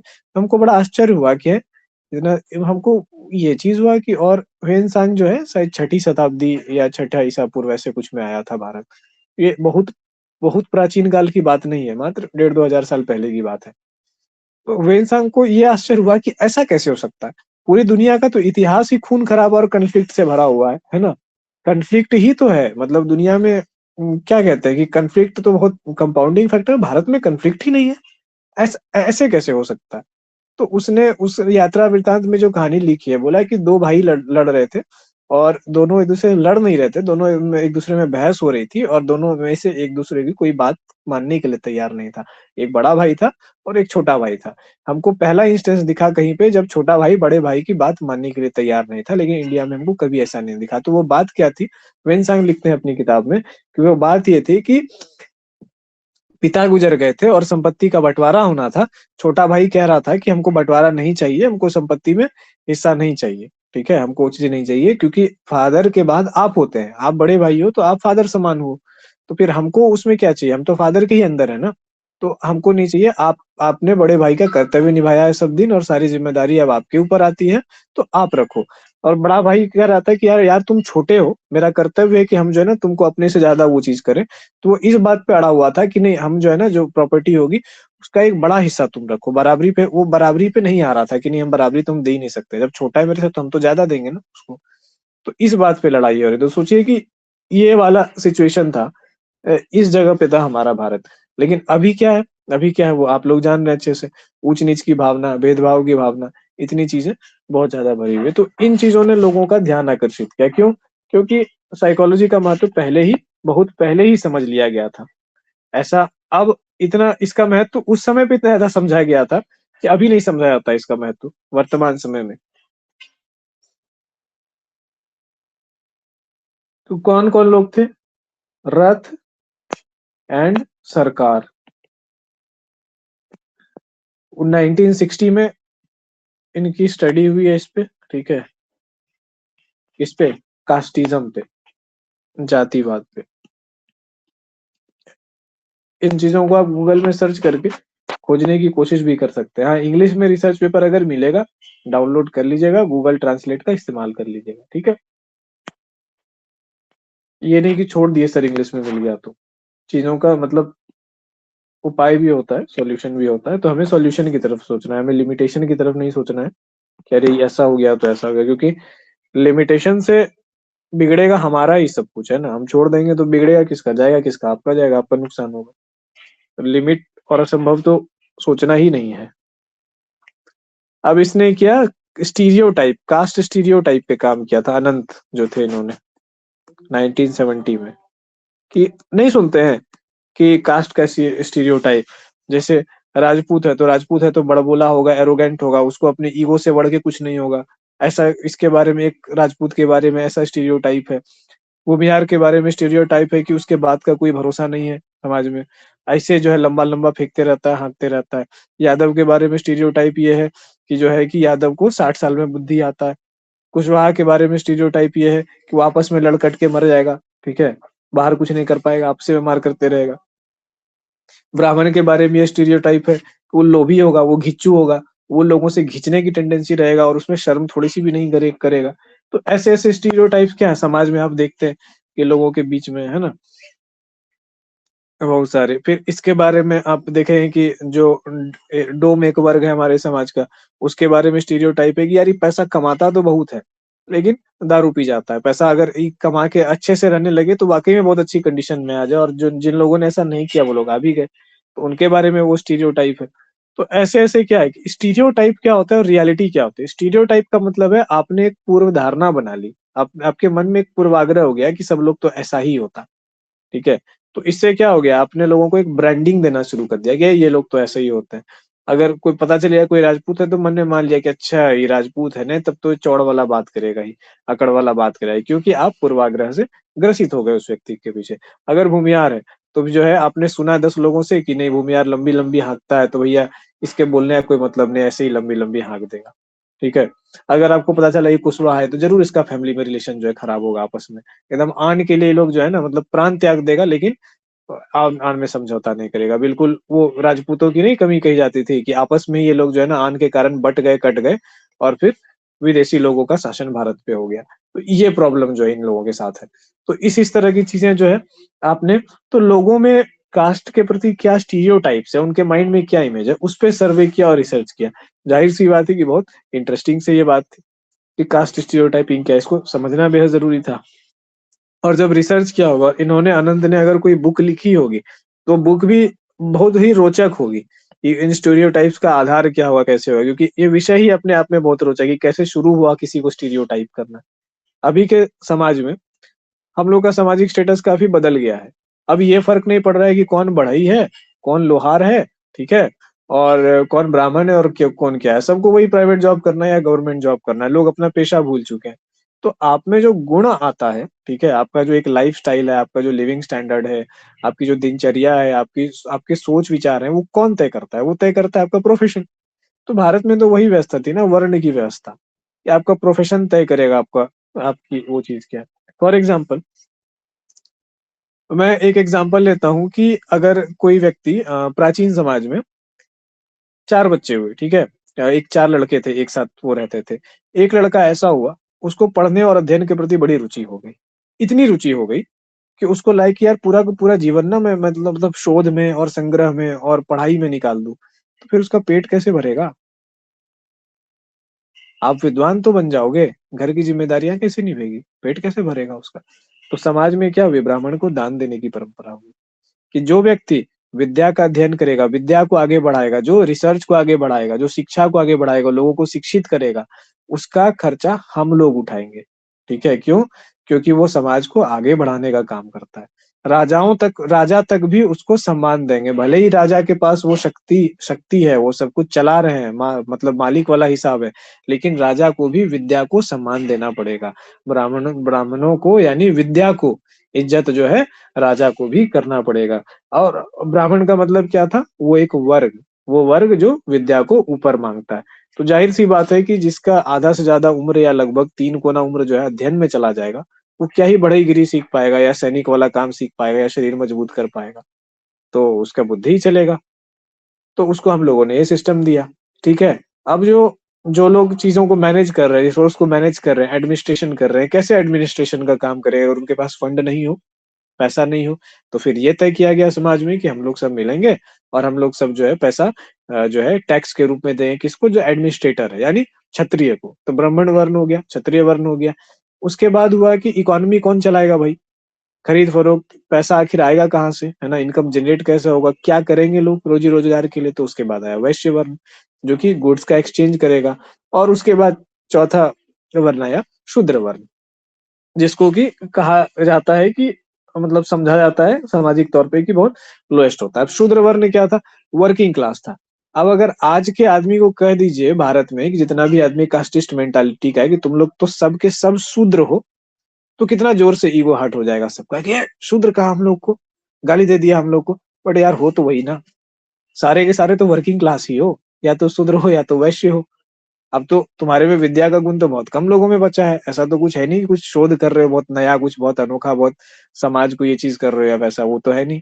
अब तो आप तो गए हो जॉब करने के लिए, अपना वो चीज करने के लिए। कुछ विद्या के क्षेत्र में कौन सा आपने आयुर्वेद लिख डाला, कौन सा ऐसा आपने पतंजलि योग सूत्र निकाल डाला, कौन सा सर्जरी करने की विधि निकाल ली, तो कुछ तो किया नहीं। फिर क्यों आपको जो है ये माना जाए कि आप बहुत बौद्धिक व्यक्ति हैं? तो स्टीरियोटाइपिंग पे जब हम लोग जाते हैं और उसके चीजों पे, तब हमारा सोशल साइकोलॉजी के फील्ड में हम लोग थोड़ा बहुत घुस जाते हैं। अब आते हैं एक परांजपे, ठीक है, अब इनका नाम परांजपे है, प्रांजपे है, क्या है पता नहीं, इंग्लिश में ये है परांजपे। हम पहली बार ये नाम सुन रहे हैं, और ऐसा नाम भी पहली बार ही सुन रहे हैं, ये नाम भी और ऐसा नाम भी। 1970 में इन्होंने लिखी एक किताब उसी बात पे, कास्ट स्टीरियोटाइप है। और यहाँ पे कास्ट स्टीरियोटाइप की जगह वर्ड यूज किया गया कास्ट प्रेजुडिसेस, यानी जातिगत पूर्वाग्रह, caste prejudices and the individual. समय के साथ ना कई बार चीजें बदलती है। जब तक कोविड नहीं फैला था, तब तक हम इतने मॉडर्न थे कि हम लोग इस बात को नहीं समझ रहे थे कि कहीं पे थूक फेंकना गलत है, या फिर किसी का जूठा पानी पी जाना या जूठा खाना खाना गलत है ना? तो छुआ-छूत वाली चीजें जो है, मतलब ये चीजें जो है हम लोग इसको गलत समझ रहे थे। एक बार कोविड महामारी फैली और उसने दिखा दिया कि समाज को कि भाई समाज में छुआ-छूत कैसे फैला होगा। कैसे लोग जो है ना उसके आधार पे एक समय पे क्या हुआ कि कभी बीमारियाँ ऐसे महामारियाँ फैली होंगी, जैसे लोगों को नहीं कहता है कि क्या वो क्वारंटाइन करने लगा गया था लोगों को। आप कहीं पे जाते हो तो आपको 10 दिन अलग से रखा जाएगा पहले कि भाई अगर तुम्हारे अंदर वायरस है तो न्यूट्रलाइज़ हो जाए। तो आप सामने से बात मत कीजिए, ये चीज़ है। छुआ-छूत क्या था? जैसे छुआ-छूत की परंपरा को हम लोग भारत में जानते हैं कि एक सामाजिक कोड है, तो बहुत गलत है, आदमी को आदमी से ये है, आप नहीं छुएँगे। क्या आप कोविड के टाइम पे कोई भी अननोन आदमी आपके घर में आ जाएगा और बाथरूम में चला जाएगा नहाने के लिए, आप नहाने देंगे उसको? नहीं नहाने देंगे। आपके अगर मोहल्ले का कुआँ है, उसमें अगर कोई दूसरे गाँव का आदमी पानी पीने का नहीं जानता है, तो आप उसको नहीं पीने देंगे, लाठी मार के भगा देंगे, लेकिन नहीं पीने देंगे। क्यों? तो क्या पता आप बीमारी के कैरियर हैं। कोविड में वही छुआ-छूत आ गया ना वापस। लेकिन हमने क्या थी, प्रासंगिकता को खो दिया। हमने उसको कैसे जाति से टाई आउट कर दिया समय के साथ, और हम ये बात भूल गए कि कभी पहले भी महामारी फैली होगी, ऐसी चीज़ें हुई होगी। तो जो आपकी कम्युनिटी से अलग कम्युनिटी के लोग हैं, उनको तो आप जान नहीं रहे, देख नहीं रहे। और उस टाइम क्या होते थे कि एक समाज में सब लोग नहीं रहते थे, सबका क्लस्टर होता था। जैसे पासी टोला अलग है, बुनकर टोला अलग है ना? दहियार का टोला अलग है, फिर बढ़ई टोला अलग है। तो क्यों ऐसा होता था? क्योंकि टोला यानी क्लस्टर होता था। जो सारे बढ़ई हैं वो सब एक जगह रह रहे हैं। एक परिवार में बढ़ई हुआ, एक परिवार से धीरे-धीरे 20 साल में 10 परिवार बन गया, 50 साल में फिर 10 से ऐसे हो गया, तो एक क्लस्टर बन गया। और वो क्लस्टर क्या करता था? मैं लकड़ी प्रोड्यूस कर रहा हूँ, तो दूसरा क्या कर रहा है? कपड़ा प्रोड्यूस कर रहा है, तीसरा नॉलेज प्रोड्यूस कर रहा है, और सब एक-दूसरे पे डिपेंडेंट थे। तो सब जब क्लस्टर में लोग अलग-अलग रहेंगे, तो क्या एक-दूसरे के प्रति वो ट्रांसपेरेंसी रहेगी जो आज है समाज में? नहीं रहेगी। एक वैसा समाज रहेगा नहीं। और क्लस्टर क्लस्टर क्या है? दूर-दूर में है लोगों के। तो इन चीज़ों ने क्या हुआ कि इस सामाजिक रिसर्च को एक नई दिशा दी, और कुछ लोगों ने ना जब कोविड आने के बाद से रिसर्च के फील्ड में इतनी ज़्यादा चीज़ें हुई है, क्योंकि बहुत चीज़ें लोगों को नई दिखाई दी। अरे यार! ये एक दृष्टिकोण आया कि क्या छुआ-छूत के पीछे जो हम लोग वजह सिर्फ़ नफ़रत और जातिगत भेदभाव समझ रहे थे, क्या सिर्फ़ वही थी? क्या पता ऐसा भी हुआ होगा? तो इस बाबत जो है ना चीज़ें रिसर्च होनी शुरू हुई। रिसर्च हुई, बहुत कम स्केल पे हुआ, लेकिन ये भी एक इंटरेस्टिंग रिसर्च हम लोगों के लिए था, क्योंकि जब कास्ट प्रेजुडिसेस की हम लोग बात करते हैं, उसके तह तक जाते हैं, तो पता चला कि ये कभी जब आया होगा या जब छुआ-छूत वाली बात फैली होगी, तो उसके पीछे भी कोई ना कोई कारण रहा होगा। बट दैट डज़न्ट मीन कि अब यार कोई जाति, अब फिर उसके जनरेशन बाय जनरेशन तुम सबसे ही वही करते रहो कि घर पे आ गया तो घर धो दिया। अभी भी आप सुनते होंगे कई जगह पे कि कुछ पॉलिटिशियन लोग कोई मंदिर में या कहीं मस्जिद में जाते हैं तो उनके निकलने के बाद पूरे मंदिर और मस्जिद को साफ करने और धोने की खबर आती है। अब हमको ये बात कभी समझ में नहीं आई, क्योंकि हमको लगता है कि धुलना तो मंदिर और मस्जिदों का नॉर्मल रूटीन है। और अगर कोई किसी नेता या किसी का काफिला आएगा, तो काफिले में तो बहुत ज़्यादा लोग जब घुसेंगे तो हो सकता है गंदगी हो जाए। एक आप ही के घर में अगर जो है 50 लोग एक बार घुस जाएँगे, ठीक है, आप सुबह झाड़ू लगाते हो, अब एक बार दोपहर शाम में भी झाड़ू लगाना पड़ेगा, इतना डस्ट आ जाएगा उनके पैरों के साथ तो। माइट भी ये भी हो सकता है। तो अपना क्या है कि हमने ऐसा न्यूज़ देखा, लेकिन उस न्यूज़ के साथ हम बह नहीं गए कि न्यूज़ वाले ने दिखा दिया कि फलाना जाति का व्यक्ति मंदिर में घुस गया तो मंदिर को धोया गया। हो सकता है उसके पीछे कोई साइंटिफिक रीज़न भी हो, या हो सकता है कि मीडिया हवा बना रही हो, जो भी हो सकता है। ऑल सॉर्ट्स ऑफ रीज़न, कुछ भी हो सकता है। तो हम लोग क्या देख रहे हैं कि कास्ट प्रेजुडिस को जब तक हम लोग पढ़ेंगे नहीं, समझेंगे नहीं, तो हम लोग उससे बचेंगे नहीं। और ये इंडिया के ग्रोथ में एक बहुत बड़ा प्रॉब्लम है, क्योंकि कास्ट प्रेजुडिसेस के कारण सबसे बड़ी दिक्कत क्या होती है? सोशल जस्टिस की बात आती है। ठीक है, सोशल जस्टिस की बात आती है। मान लीजिए एक हाइपोथेटिकल कंडीशन है, आपके नाम को जान करके किसी को आपका कास्ट मालूम नहीं चलता है, ठीक है? आप एक कैंडिडेट एक्स हैं, जो कि सर्टेन किसी, मान लीजिए कि ऐसी जगह पे बच्चा है, कोई पढ़ने गया है किसी स्कूल में, ठीक है? उसका नाम मिस्टर एक्स है, ना अपना आगे कास्ट है ना वो चीज़ है, पिता का नाम भी वाई है, तो कास्ट पता नहीं चल रहा है। अब लोग उसके बारे में अटकलें लगा रहे हैं, जो वहाँ पे है। क्यों? क्योंकि वहाँ कास्टिस्ट मेंटालिटी के लोग हैं, ये फलाने कास्ट का होगा। नहीं, वो चिल्लाने पर, अरे बातचीत करता है, देखने से भी स्मार्ट लगता है, बोलने से भी बड़ा फॉरवर्ड है ना, ये तो ब्राह्मण का ही बच्चा हो सकता है, ठीक है? और वो सोच रहा है, ब्राह्मण का बच्चा होगा तो ये तो इतना सुंदर होता है, ब्राह्मण का बच्चा तो एकदम गोल-गोल एप्पल की तरह होता है, ब्राह्मण नहीं हो सकता ये, तो है तो ज़रूर किसी पिछड़े कास्ट का। अब क्या हो, दोनों कास्टिस्ट मेंटालिटी के हैं, दोनों पूछेंगे, दोनों मिलके उसका बजा रहे हैं, ठीक है? 2 ग्रुप जो है दोनों मिलके बजा रहे हैं, अगर उसमें टीचर शामिल हो गया, इधर से भी बच्चे का नंबर काट रहा है, उधर से भी बच्चे का नंबर काट रहा है। अब बच्चे बेचारे को क्या रहा है, दोनों साइड से बज रही है। उसके पास क्या ऑप्शन है, कम से कम एक पाला तो चुन लो भाई अपने जीवन बचाने के लिए, 2 खेमे में। तो कास्टिज़्म क्या करता है, सोसाइटी में डिवाइड पैदा करता है, लोगों के साथ इनजस्टिस करता है, उसको जस्टिस नहीं देता है, उसको इनफेवरेबल ट्रीटमेंट देता है उसके टाइटल के कारण, कि भाई तुम्हारा और मेरा टाइटल जो है कॉमन है। तो भारत में सोशल जस्टिस तो पहले ही नहीं मिला था, और आज़ादी के बाद भी लोगों को न मिले, तो ये कैसे बात हो जाएगी? तो इसी कारण से कास्ट की प्रॉब्लम को सॉल्व करना इंडिया का सबसे ज़रूरी चीज़ है। क्योंकि आप मान लीजिए कि अगर सोसाइटी में कास्ट की हायरार्की है, मान लीजिए क्या है ही, समझा ही जाता है इस तरीके से कि हम अपर हैं और वो लोअर हैं। तो इस हायरार्की के लिए आपको क्या करना होगा? आपको सबसे पहले अपना कास्टिस्ट प्राइड छोड़ना होगा, और आपको रियलिटी पे आना होगा। आपको समझना होगा कि even if I am born to a certain caste, what determines my status is my profession, ठीक है?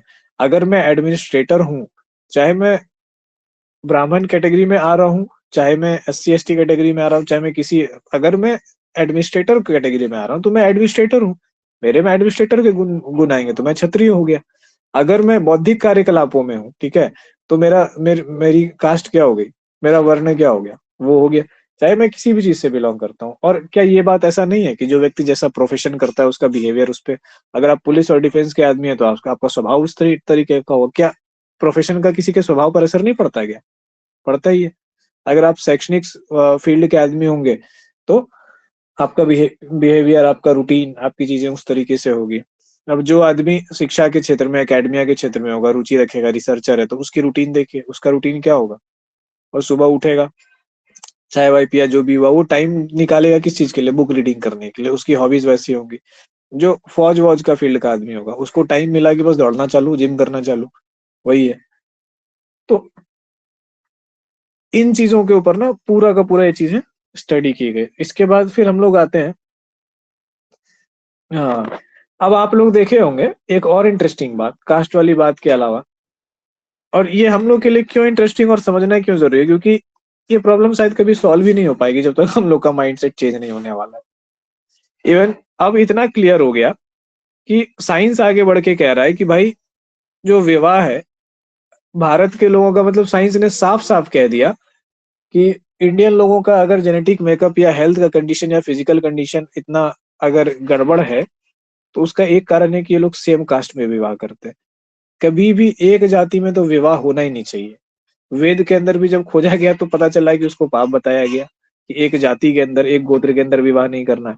और उसके बाद जब बायोलॉजी ने खोजा, तो उसको भी गलत बताया, उसमें भी पता चला गया। और इसके रिसर्चेस हुए साउथ इंडिया में, कुछ ऐसी जो है चीजें हैं हिंदुओं में भी, कि जहां पर, और एक डॉक्टर भी हैं उसके, मतलब उनका खुद का इंटरव्यू आप देख सकते हैं, उन्होंने इस बात पे कहा कि उनकी एक उंगली जो है ना वैसे थी, तो उन्होंने कहा कि आपको ना हमारे कम्युनिटी में बहुत ज्यादा लोग मिलेंगे जिनमें फिजिकल फाइबर ने डिफेक्ट होगा, हमारी कम्युनिटी में ज्यादा है। तो पूछा कि उन्होंने क्यों ऐसा है, बोला कि क्योंकि हमारे यहाँ कजिन मैरिज होता है, हमारे यहाँ सेम कास्ट में सेम फैमिली में शादी होती है, तो क्या होंगे कि आपको फिजिकल डिफेक्ट और ये चीजें ज्यादा होंगी। तो और आप क्या कर रहे हो कि कास्टिज्म को प्रमोट कर रहे हो कि भाई एक कास्ट में, तो एक कास्ट में जो व्यक्ति है उसका जेनेटिक पूल क्या है, एक ही है। इससे क्या हो जाता है, जेनेटिक पूल एक होने से, जेनेटिक पूल एक होने से ये होता है, जैसे एक ही क्वालिटी के वृक्ष आपने लगा दिए अपने बगिया में 10 के 10, एक वायरस एक को लगा, दूसरे को लगा, तीसरे को लगा, तो पूरी की पूरी बगिया साफ हो गई। महामारियों के कारण ह्यूमन की जनसंख्या पहले पूरी की पूरी साफ हो जाती थी, सिंधु घाटी सभ्यता पूरी की पूरी साफ हो गई, रातों रात खाली हो गई। क्यों? क्योंकि सबका जेनेटिक मेकअप एक था। लेकिन जहां जेनेटिक मेकअप डिफरेंट होगा अलग अलग, तो म्यूटेशन पैदा होगा, चाहे भूख की दिक्कत हो, बीमारी की दिक्कत हो, महामारी की दिक्कत हो। कोविड आया, कोविड क्या सबको लगा? नहीं लगा। लेकिन अगर एक ही जैसा सबका जेनेटिक मेकअप होता, तो एक अगर कोविड से मरा ना, तो पूरे के पूरे भारत की आबादी जो है वो मर जाती। लेकिन सबका जेनेटिक मेकअप क्या था? डिफरेंट था। तो किसी में म्यूटेशन पैदा हुआ, जिसके अंदर म्यूटेशन पैदा हुआ, जिसके अंदर ज्यादा एंटीबॉडीज पैदा हुई, उसको स्टडी किया गया, उसके अंदर से एंटीबॉडीज निकाला भी जा रहा था प्लाज्मा से, और दूसरे के अंदर डाला जा रहा था कि डेवलप हो जाए, जिसके एंटीबॉडीज उतनी काम नहीं। तो आपके सर्वाइवल के लिए बहुत जरूरी है कि आपका जेनेटिक मेकअप, जेनेटिक पूल जो है वो रिच होना चाहिए। और कास्टिज्म उसमें ह्यूमन के इवोल्यूशन में सबसे बड़ी बाधा बन के खड़ा है हमारे सामने। इवन सच पूछे तो आपके लिए तो अच्छा तो ये है कि आप अपने नस्ल तक से शादी मत करो, दूसरे नस्ल से शादी कर लो। अगर बायोलॉजी की बात मानी जाए तो इंसानी नस्ल में से बहुत सारे नस्ल है ना, सबसे अच्छा वही है ह्यूमन इवोल्यूशन के दृष्टिकोण से। अब आते हैं एक इंटरेस्टिंग बात, चाइनीज, है ना, मोमो बेचने वाले है, कौन है? चाइनीज, चिंकी। आप लोग देखे किस पे बहुत मजाक उड़ता है, कौन है? नेपाली। हम लोग तो चाइनीज नहीं बोलते, हम लोग बोलते हैं नेपाली। नॉर्थ ईस्ट का भी बंदा मिल जाएगा, है ना यार, नॉर्थ बंगाल साइड का, अरे कौन है? तो नेपाली है। उन लोगों को बड़ा बुरा लगता है नेपाली। हम लोग नेपाली नहीं है, हम लोग भारत के हैं। तो हम लोग के यहाँ तो ज्यादातर नेपाली नेपाली बोल देते हैं, लेकिन वहां पे दिल्ली में और नॉर्दर्न पार्ट्स में चाइनीज बोला जाता है। और एक्चुअली में आप एक नजर जब देखेंगे वहां के लोगों को, नॉर्थ ईस्ट के, नागालैंड और कुछ अरुणाचल वगैरह के लोगों को, तो उनका रेस तो वही है ना, नस्ल तो वही है, मंगोल नस्ल के हैं। तो वो भी वैसे ही लगेंगे, बाल बाल पूरा सीधा रहेगा, उनका स्ट्रेट रहेगा, तो कम्प्लीटली चाइनीज जैसे ही लगते हैं। तो हम लोग को लगता है कि क्या ये लोग चाइनीज है। तो इसके ऊपर एक इंटरेस्टिंग हुई, the studies of attitude towards Chinese. अब ये मत समझिए कि रेसिज्म जो है ना केवल अमेरिका की समस्या है, भारत भी बड़ा रेसिस्ट कंट्री रहा है। अगर आप सच्चाई पे जाइएगा ना, तो आपको बहुत बुराइयां मिलेगी। जिस प्यारे और गर्वीले भारत पे आप गर्व करते हैं ना, उस पे बहुत ज्यादा शर्म आने लगेगा कि यार हम लोग की सोच ऐसी है, मतलब ऐसा है। अरे नहीं है तो इतनी सामाजिक समस्याएं आई कहाँ से, कैसे हो गया? तो studies of attitude towards Chinese जब हम लोग देखते हैं, तो इनमें किसने काम किया? AKP Sinha and Upadhyay. Chinese को हमेशा से दुनिया में सबने मजाक उड़ाया है, क्यों? इन्फीरियर रेस, मंगोल के ऊपर हंसते हैं, मंगोल छोटा छोटा होता है, चिंग चांग चुंग करते रहता है ना। इस तरीके की वार्तालाप आप लोगों ने मजाक मजाक में सुना होगा। वो क्या दर्शाता है? अगर किसी का मजाक बनाया जा रहा है, आप सोचिए कि संता बनता पे ही जोक्स क्यों बना, ठीक है ना? जॉर्ज बुश पे और बराक ओबामा पे जोक्स क्यों बना? क्यों नहीं बनता है? अथॉरिटी। तो जो अथॉरिटी में लोअर रहता है, मजाक क्या होता है? उसी का बनता है, जो परसेप्टिव में, मतलब एक्चुअल में हो ना हो, लेकिन लोगों को लग रहा है ये नीच है या हीन है, तो उसके ऊपर आप मजाक कर सकते हैं, ठीक है। अफ्रीकन को जो हम लोग कलुआ कलुआ बोल देंगे, निग्रो निगा ये सब बोल देते हैं ना, ए कलुआ है वो, तो कलुआ ऐसे बोल देते हैं। हम लोग को कोई बोल दे तो कितना खराब लगता है, तेरी का है, ट्रेन से फेंक दिया गांधी जी को, ये बहुत गलत है ये तो। और हम लोग क्या करते हैं, खुद अफ्रीकन को कलुआ बोलते हैं। तो स्टडी ऑफ एटीट्यूड्स टुवर्ड जो है चाइनीज। अब इसमें मेन चीज क्या था? बॉर्डर डिस्प्यूट मेन कारण था चाइनीज के प्रति हम लोग का कैसा है। इसका मेन कारण था बॉर्डर डिस्प्यूट, क्योंकि चाइनीज के साथ हम लोग का क्या था, बॉर्डर डिस्प्यूट था। तो उसके प्रति हम लोग का एटीट्यूड बहुत अलग था। अब जैसे पाकिस्तानियों के प्रति, ठीक है, पाकिस्तानियों के प्रति हम लोग का क्या है कि आम जनता का, आप लोगों का और पढ़े लिखे लोगों का नहीं, आम जनता का एटीट्यूड क्या है पाकिस्तानियों के प्रति, ये पाकिस्तान को तो बम से उड़ा देना चाहिए, वहां सारे आदमी को गोली मार दे। भाई आदमी का क्या दोष है, वहां भी वो आदमी वही है जहां जैसे तुम यहाँ पे हो। अब उसका कल्चर अलग है, थोड़ी बोली अलग है, या फिर उसकी अपनी प्रॉब्लम्स, जैसे तुम्हारी बेरोजगारी की समस्या, महंगाई की समस्या है, सरकार टैक्स इतना लेती है, इसकी समस्या है, वैसे उसकी भी समस्या है। तो कहाँ प्रॉब्लम है, आप उसको नहीं देख पा रहे। आपका एटीट्यूड क्या है पाकिस्तानियों के प्रति, हेल्दी नहीं है। तो वो हेल्दी नहीं होने के कारण क्या है, बॉर्डर डिस्प्यूट और टेंशन जो है आप लोग का, कि वहां का जो लीडरशिप है। पाकिस्तान में सबसे बड़ी दिक्कत क्या है कि हम लोग जैसे पाकिस्तान से नफरत करते हैं, पर पाकिस्तान है क्या, आज तक अस्तित्व में ही नहीं आया। इसीलिए मेरे ऐसा आदमी मानता है कि पाकिस्तान पाकिस्तान कुछ नहीं होता है, सब भारत का ही हिस्सा है, ठीक है, सब अपना ही लोग है, अपना ही जमीन है। कल को जाकर के वहां पे झंडा फहरा देंगे, बस हो जाएगा, ठीक ठीक है, तुमसे नहीं संभल पा रहा, चलो हटो, ठीक है आ जाओ। तो वो आज ना कल कभी ना कभी होना ही है, भगवान जाने कब होगा, वो भारत का ही अंग होगा, तो जब भी हो।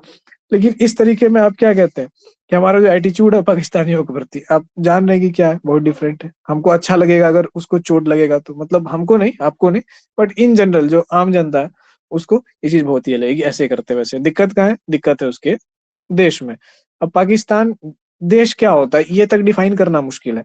हमारे यहाँ देश का मतलब होता है हमारा लीडरशिप, जो पार्लियामेंट से चुन करके जाए। उनके यहाँ तो लीडरशिप का सिस्टम ही नहीं है, पार्लियामेंट से चुन के कोई और जाता है, और सेना जो है चढ़ के कब्जा कर लेती है और कहती है कि देश हम है, पाकिस्तान हम जो कर रहे हैं वो पाकिस्तान है। अब वो सेना जो कर रही है वो पाकिस्तान की जनता चाह रही है कि नहीं चाह रही, ये कहना मुश्किल है, क्योंकि पाकिस्तान की जनता जिसको चाह के चुन के भेजती है उसको सेना हटा देती है। तो वो खुद में क्या है, कंफ्यूज नेशन है। जो लोग इस बात को समझ रहे हैं जियो पॉलिटिक्स को, कि उसकी खुद की ना तो आइडेंटिटी है, और खुद एक कंफ्यूज नेशन है, और बहुत सारे लोग वहां सत्ता के लिए आज भी लड़ाई कर रहे हैं। वो जब आजाद होके भारत तो स्टेबल हो गया, लेकिन वो स्टेबल नहीं हो पाया, वहां आज भी सत्ता की लड़ाई चालू है कि अंग्रेज छोड़ के गए तो राजा कौन बनेगा, डेमोक्रेसी से बनेंगे, या फिर मुजाहिद बनेंगे, या फिर सेना बनेगी। तो जब जब मुजाहिदीन लोग सेना में ज्यादा वो चीज हो जाते हैं, सेना उसके साथ संपर्क बनता है, तो फिर दोनों एक हो जाते हैं। जब दोनों में विपरीत हो जाता है तो सेना मुजाहिदों को मारती है, मुजाहिद वहीं के सेना को मारने लगता है, और फिर प्रधानमंत्री को हटना और देश भागने की चीज तो लगे ही रहती है वहां, इसकी हत्या उसकी हत्या।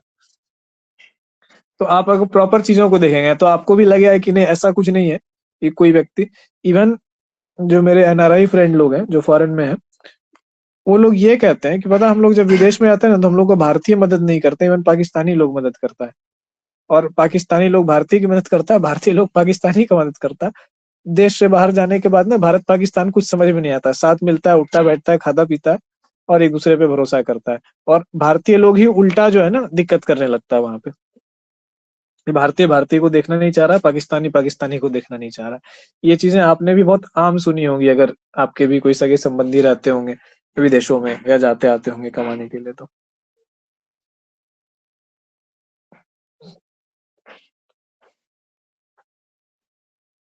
अब देखिए एक और बेहद ही इंटरेस्टिंग सी चीज आती है, कि मतलब कितना प्यारा सा और कितना मस्त सा चीज है, कि जो चीजें हम लोग के दिमाग में आती है, दिखती है, उन चीजों पे शुरुआती दिनों में स्टडी हुआ, और हमको लगता है कि काश उस समय हम भी रहते तो हम भी ऐसी ऐसी चीजों पे स्टडी कर पाते। अब तो सब कुछ करके बैठ गए हैं लोग। 1981 में आते हैं एके सिंह। अब ये एके सिंह वही अरुण कुमार सिंह हैं जिनकी किताबें हम लोग पढ़ते हैं या नहीं, आई डोंट नो, बट नाम तो एके सिंह ही है। इन्होंने काम किया किस पे, development of religious identity in children. देखिए कितना मूलभूत काम है, ना गजब जगह पे काम किया है इन्होंने। रिलीजियस आइडेंटिटी इन चिल्ड्रन, एक बच्चा है, उसका क्या रिलीजन है, कोई रिलीजन नहीं है।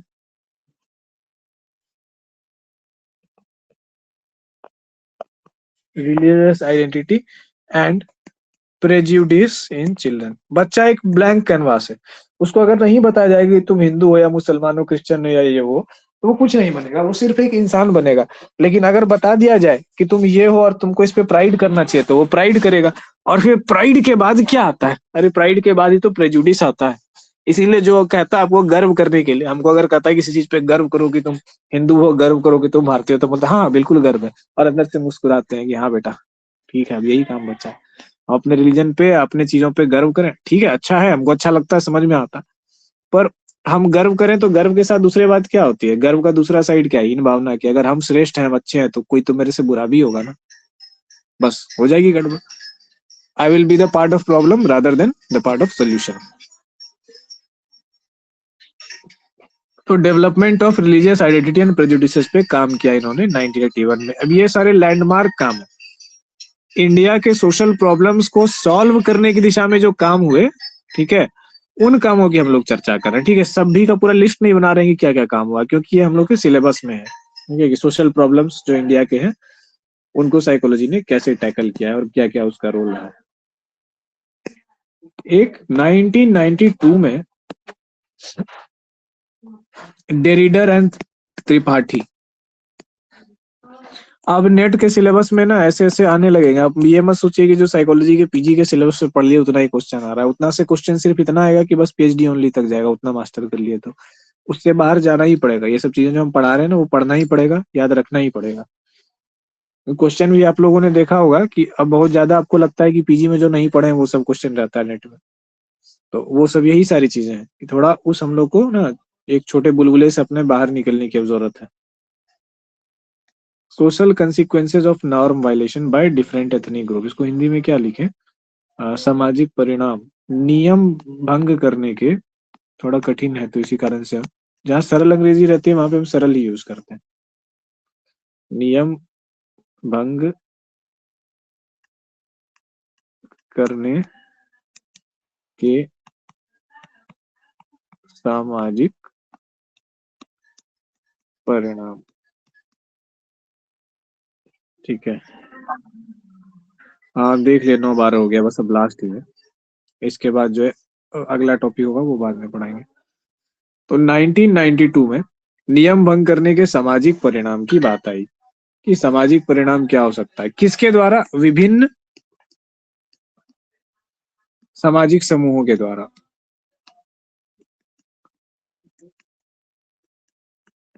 अब आप लोग देखते होंगे ये जो कितना सेंसिटिव टॉपिक है, मुलायम सिंह एक लीडर थे, उनका एक बार न्यूज आया था कि उनके बेटे ने किसी कांस्टेबल, महिला कांस्टेबल के साथ जो है बहुत ही अभद्र और वैसा कुछ व्यवहार किया था जो कि क्राइम की श्रेणी में आता है, जिसके लिए फांसी और ऐसी वैसी सजाएं भी आपको मिल जाती है। तो इस पे मुलायम सिंह यादव का स्टेटमेंट आया था, बच्चे हैं गलती हो जाती है, जब मीडिया ने पूछा तो ये एक इतनी बड़ी बात थी कि यार आप मतलब क्या बोले कि ऐसे सामाजिक और ऑनर क्राइम आपने कर दिया, वो भी एक पुलिस डिपार्टमेंट की मतलब एक कांस्टेबल या दरोगा थी कि वैसा, और उसके फादर ने क्या बयान दिया कि बच्चे हैं, बच्चों से गलती हो जाती है। वो आदमी बच्चा तो नहीं था, 35 साल का तो होगा ही कम से कम। तो हाउ केयरलेस दिस वाज। लेकिन इससे क्या मेंटेलिटी समझ में आ रही है, जिसकी लाठी उसकी भैंस, जो पावर में है तो वो अगर नियम को भंग करेगा तो उसका कोई सामाजिक परिणाम नहीं होगा। तो क्या मुलायम सिंह यादव नहीं थे, कोई और था, मुलायम सिंह यादव के बेटे तो अखिलेश यादव है, वो ऐसा नहीं किए थे। आई एम वेरी सॉरी, कोई और यूपी का ही कोई लीडर था, अब नाम कंफ्यूज हो गया, सॉरी, इस चीज के लिए गलती है, कोई और ही लीडर था, नाम याद नहीं आ रहा है हमको, और वो अखिलेश नहीं थे, वो कोई अलग ही बंदा था, बड़ा अजीब सा था, और कोई फेमस लीडर भी नहीं है वो, ठीक है। अगर ऐसा होता तो फिर तो अखिलेश का करियर ही चौपट हो जाता, ये नहीं था, कोई और था। तो इस बंदे ने क्या हो गया कि ऐसा कर दिया, लेकिन ऐसा लीडर था, उसका फादर एक ऐसा लीडर था जो पावरफुल पोजीशन पे था, शायद मतलब अच्छे कद्दावर नेताओं की श्रेणी में आता था। तो नियम भंग करने का जो उस पर परिणाम हुआ, क्या हुआ, कोई पुलिस केस हुआ नहीं, भारतीय संविधान वैसे जुर्म के लिए जो सजा सुनाता है क्या उसको सजा हुई नहीं, वो खुलेआम घूम रहा है, और आज भी वैसे काम शायद कर ही रहा होगा। क्यों, क्योंकि पापा विधायक है मेरे वाले, बात होगी, ठीक है। तो ऐसी वाली चीजें जो है हो रही है। तो आप ये देख रहे हैं कि विभिन्न समूह, अब समाज में क्या है, हमारे हायरार्की है ना, ऊंच नीच का भाव है, भेदभाव है। तो भेदभाव में जिसकी अथॉरिटी कम मानी जाती है, जिसको नीचा ज्यादा माना जाता है, जिसको छोटा माना जाता है, बज रहा है, हम साइलेंट कर दिए।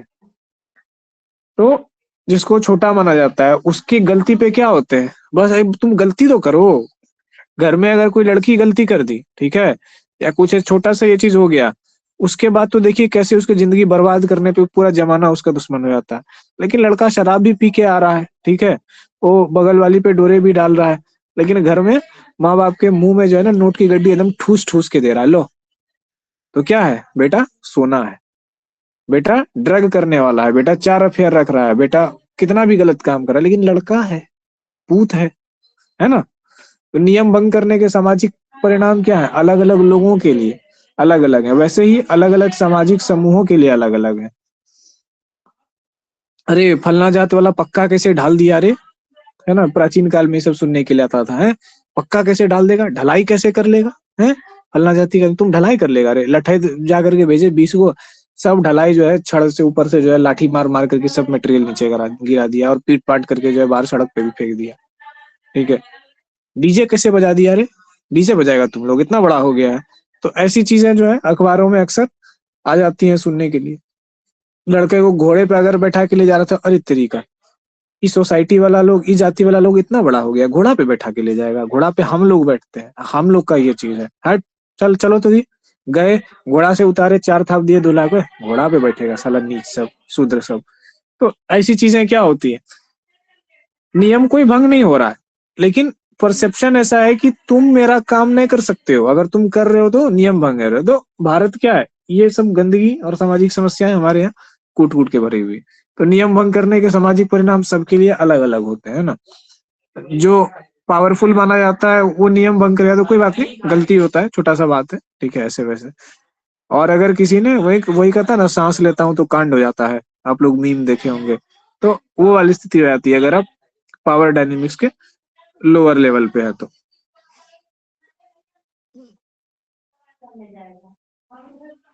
तो यहाँ पे जाकर के ये चीज होता है। इसके पहले हम लोगों ने देखा कि बच्चों में जो रिलीजियस आइडेंटिटी और प्रेजुडिस का डेवलपमेंट होता है वो कैसे होता है, रिलीजियस आइडेंटिटी का प्रेजुडिस धीरे धीरे कैसे बच्चों में पूर्वाग्रह आने लगता है कि नहीं ये धर्म अच्छा है, वो धर्म अच्छा है, इस धर्म के लोग जाहिल होते हैं, इस धर्म के लोग काफिर होते हैं, ऐसे वैसे चीज करके। हिंदुओं में देखेंगे कि जो बहुत ज्यादा कट्टर है वो मुसलमानों को जाहिल कौम की तरह देखेंगे, क्योंकि आपने ना उनके रिलीजन को समझा है ना प्रॉपर लोगों को समझा है, आपने एक्चुअली में जाहिल और गरीबों को देखा है, तो आपको लगता है कि इस धर्म के लोग जाहिल होते हैं। पर जाहिल जाहिल होते हैं और गरीब गरीब होते हैं, गंदे रहने वाले लोग गंदे होते हैं, चाहे वो हिंदू हो या मुसलमान हो। ठीक है, मुसलमानों में ये चीज है कि अब उनको अगर बहुत ज्यादा कट्टर है तो उनको हिंदुओं को अपवित्र और पता नहीं क्या क्या बताया जा रहा है, उस तरीके के वैसे चीजें हैं, तो अब उस चीज के प्रेजुडिस के साथ जो है वो बड़ा हो रहा है।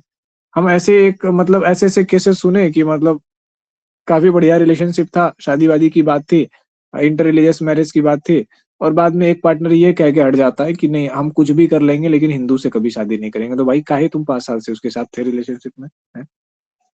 तो उस टाइम पे हिंदू खराब नहीं था, तो बाद में क्या हो गया कि हिंदू गंदा हो गया। तो ये क्या है कि एक उस बच्चे में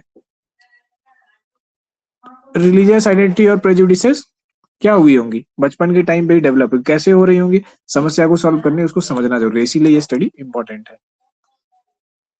एक और लास्ट स्टडी आज के लिए, कक्कड़, नेहा कक्कड़ और टोनी कक्कड़ नहीं, ठीक है, सिर्फ कक्कड़। 1978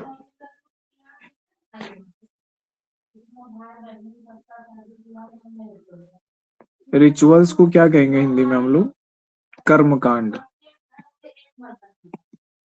कर्मकांड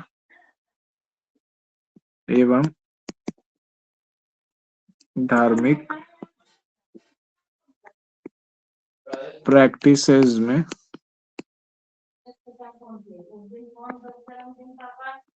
बच्चों का समाजीकरण। अगर कोई ऐसी जगह है जहां पे बहुत ज्यादा रूढ़िवाद है, ठीक है, कर्मकांड पे बहुत ज्यादा जोर दिया गया है, तो कर्मकांड पे अगर बहुत ज्यादा जोर दिया गया है, वैसे माहौल में जो बच्चे बड़े होंगे उनमें रूढ़िवादिता कैसी होगी, ठीक है, उनके समाजीकरण, ठीक है,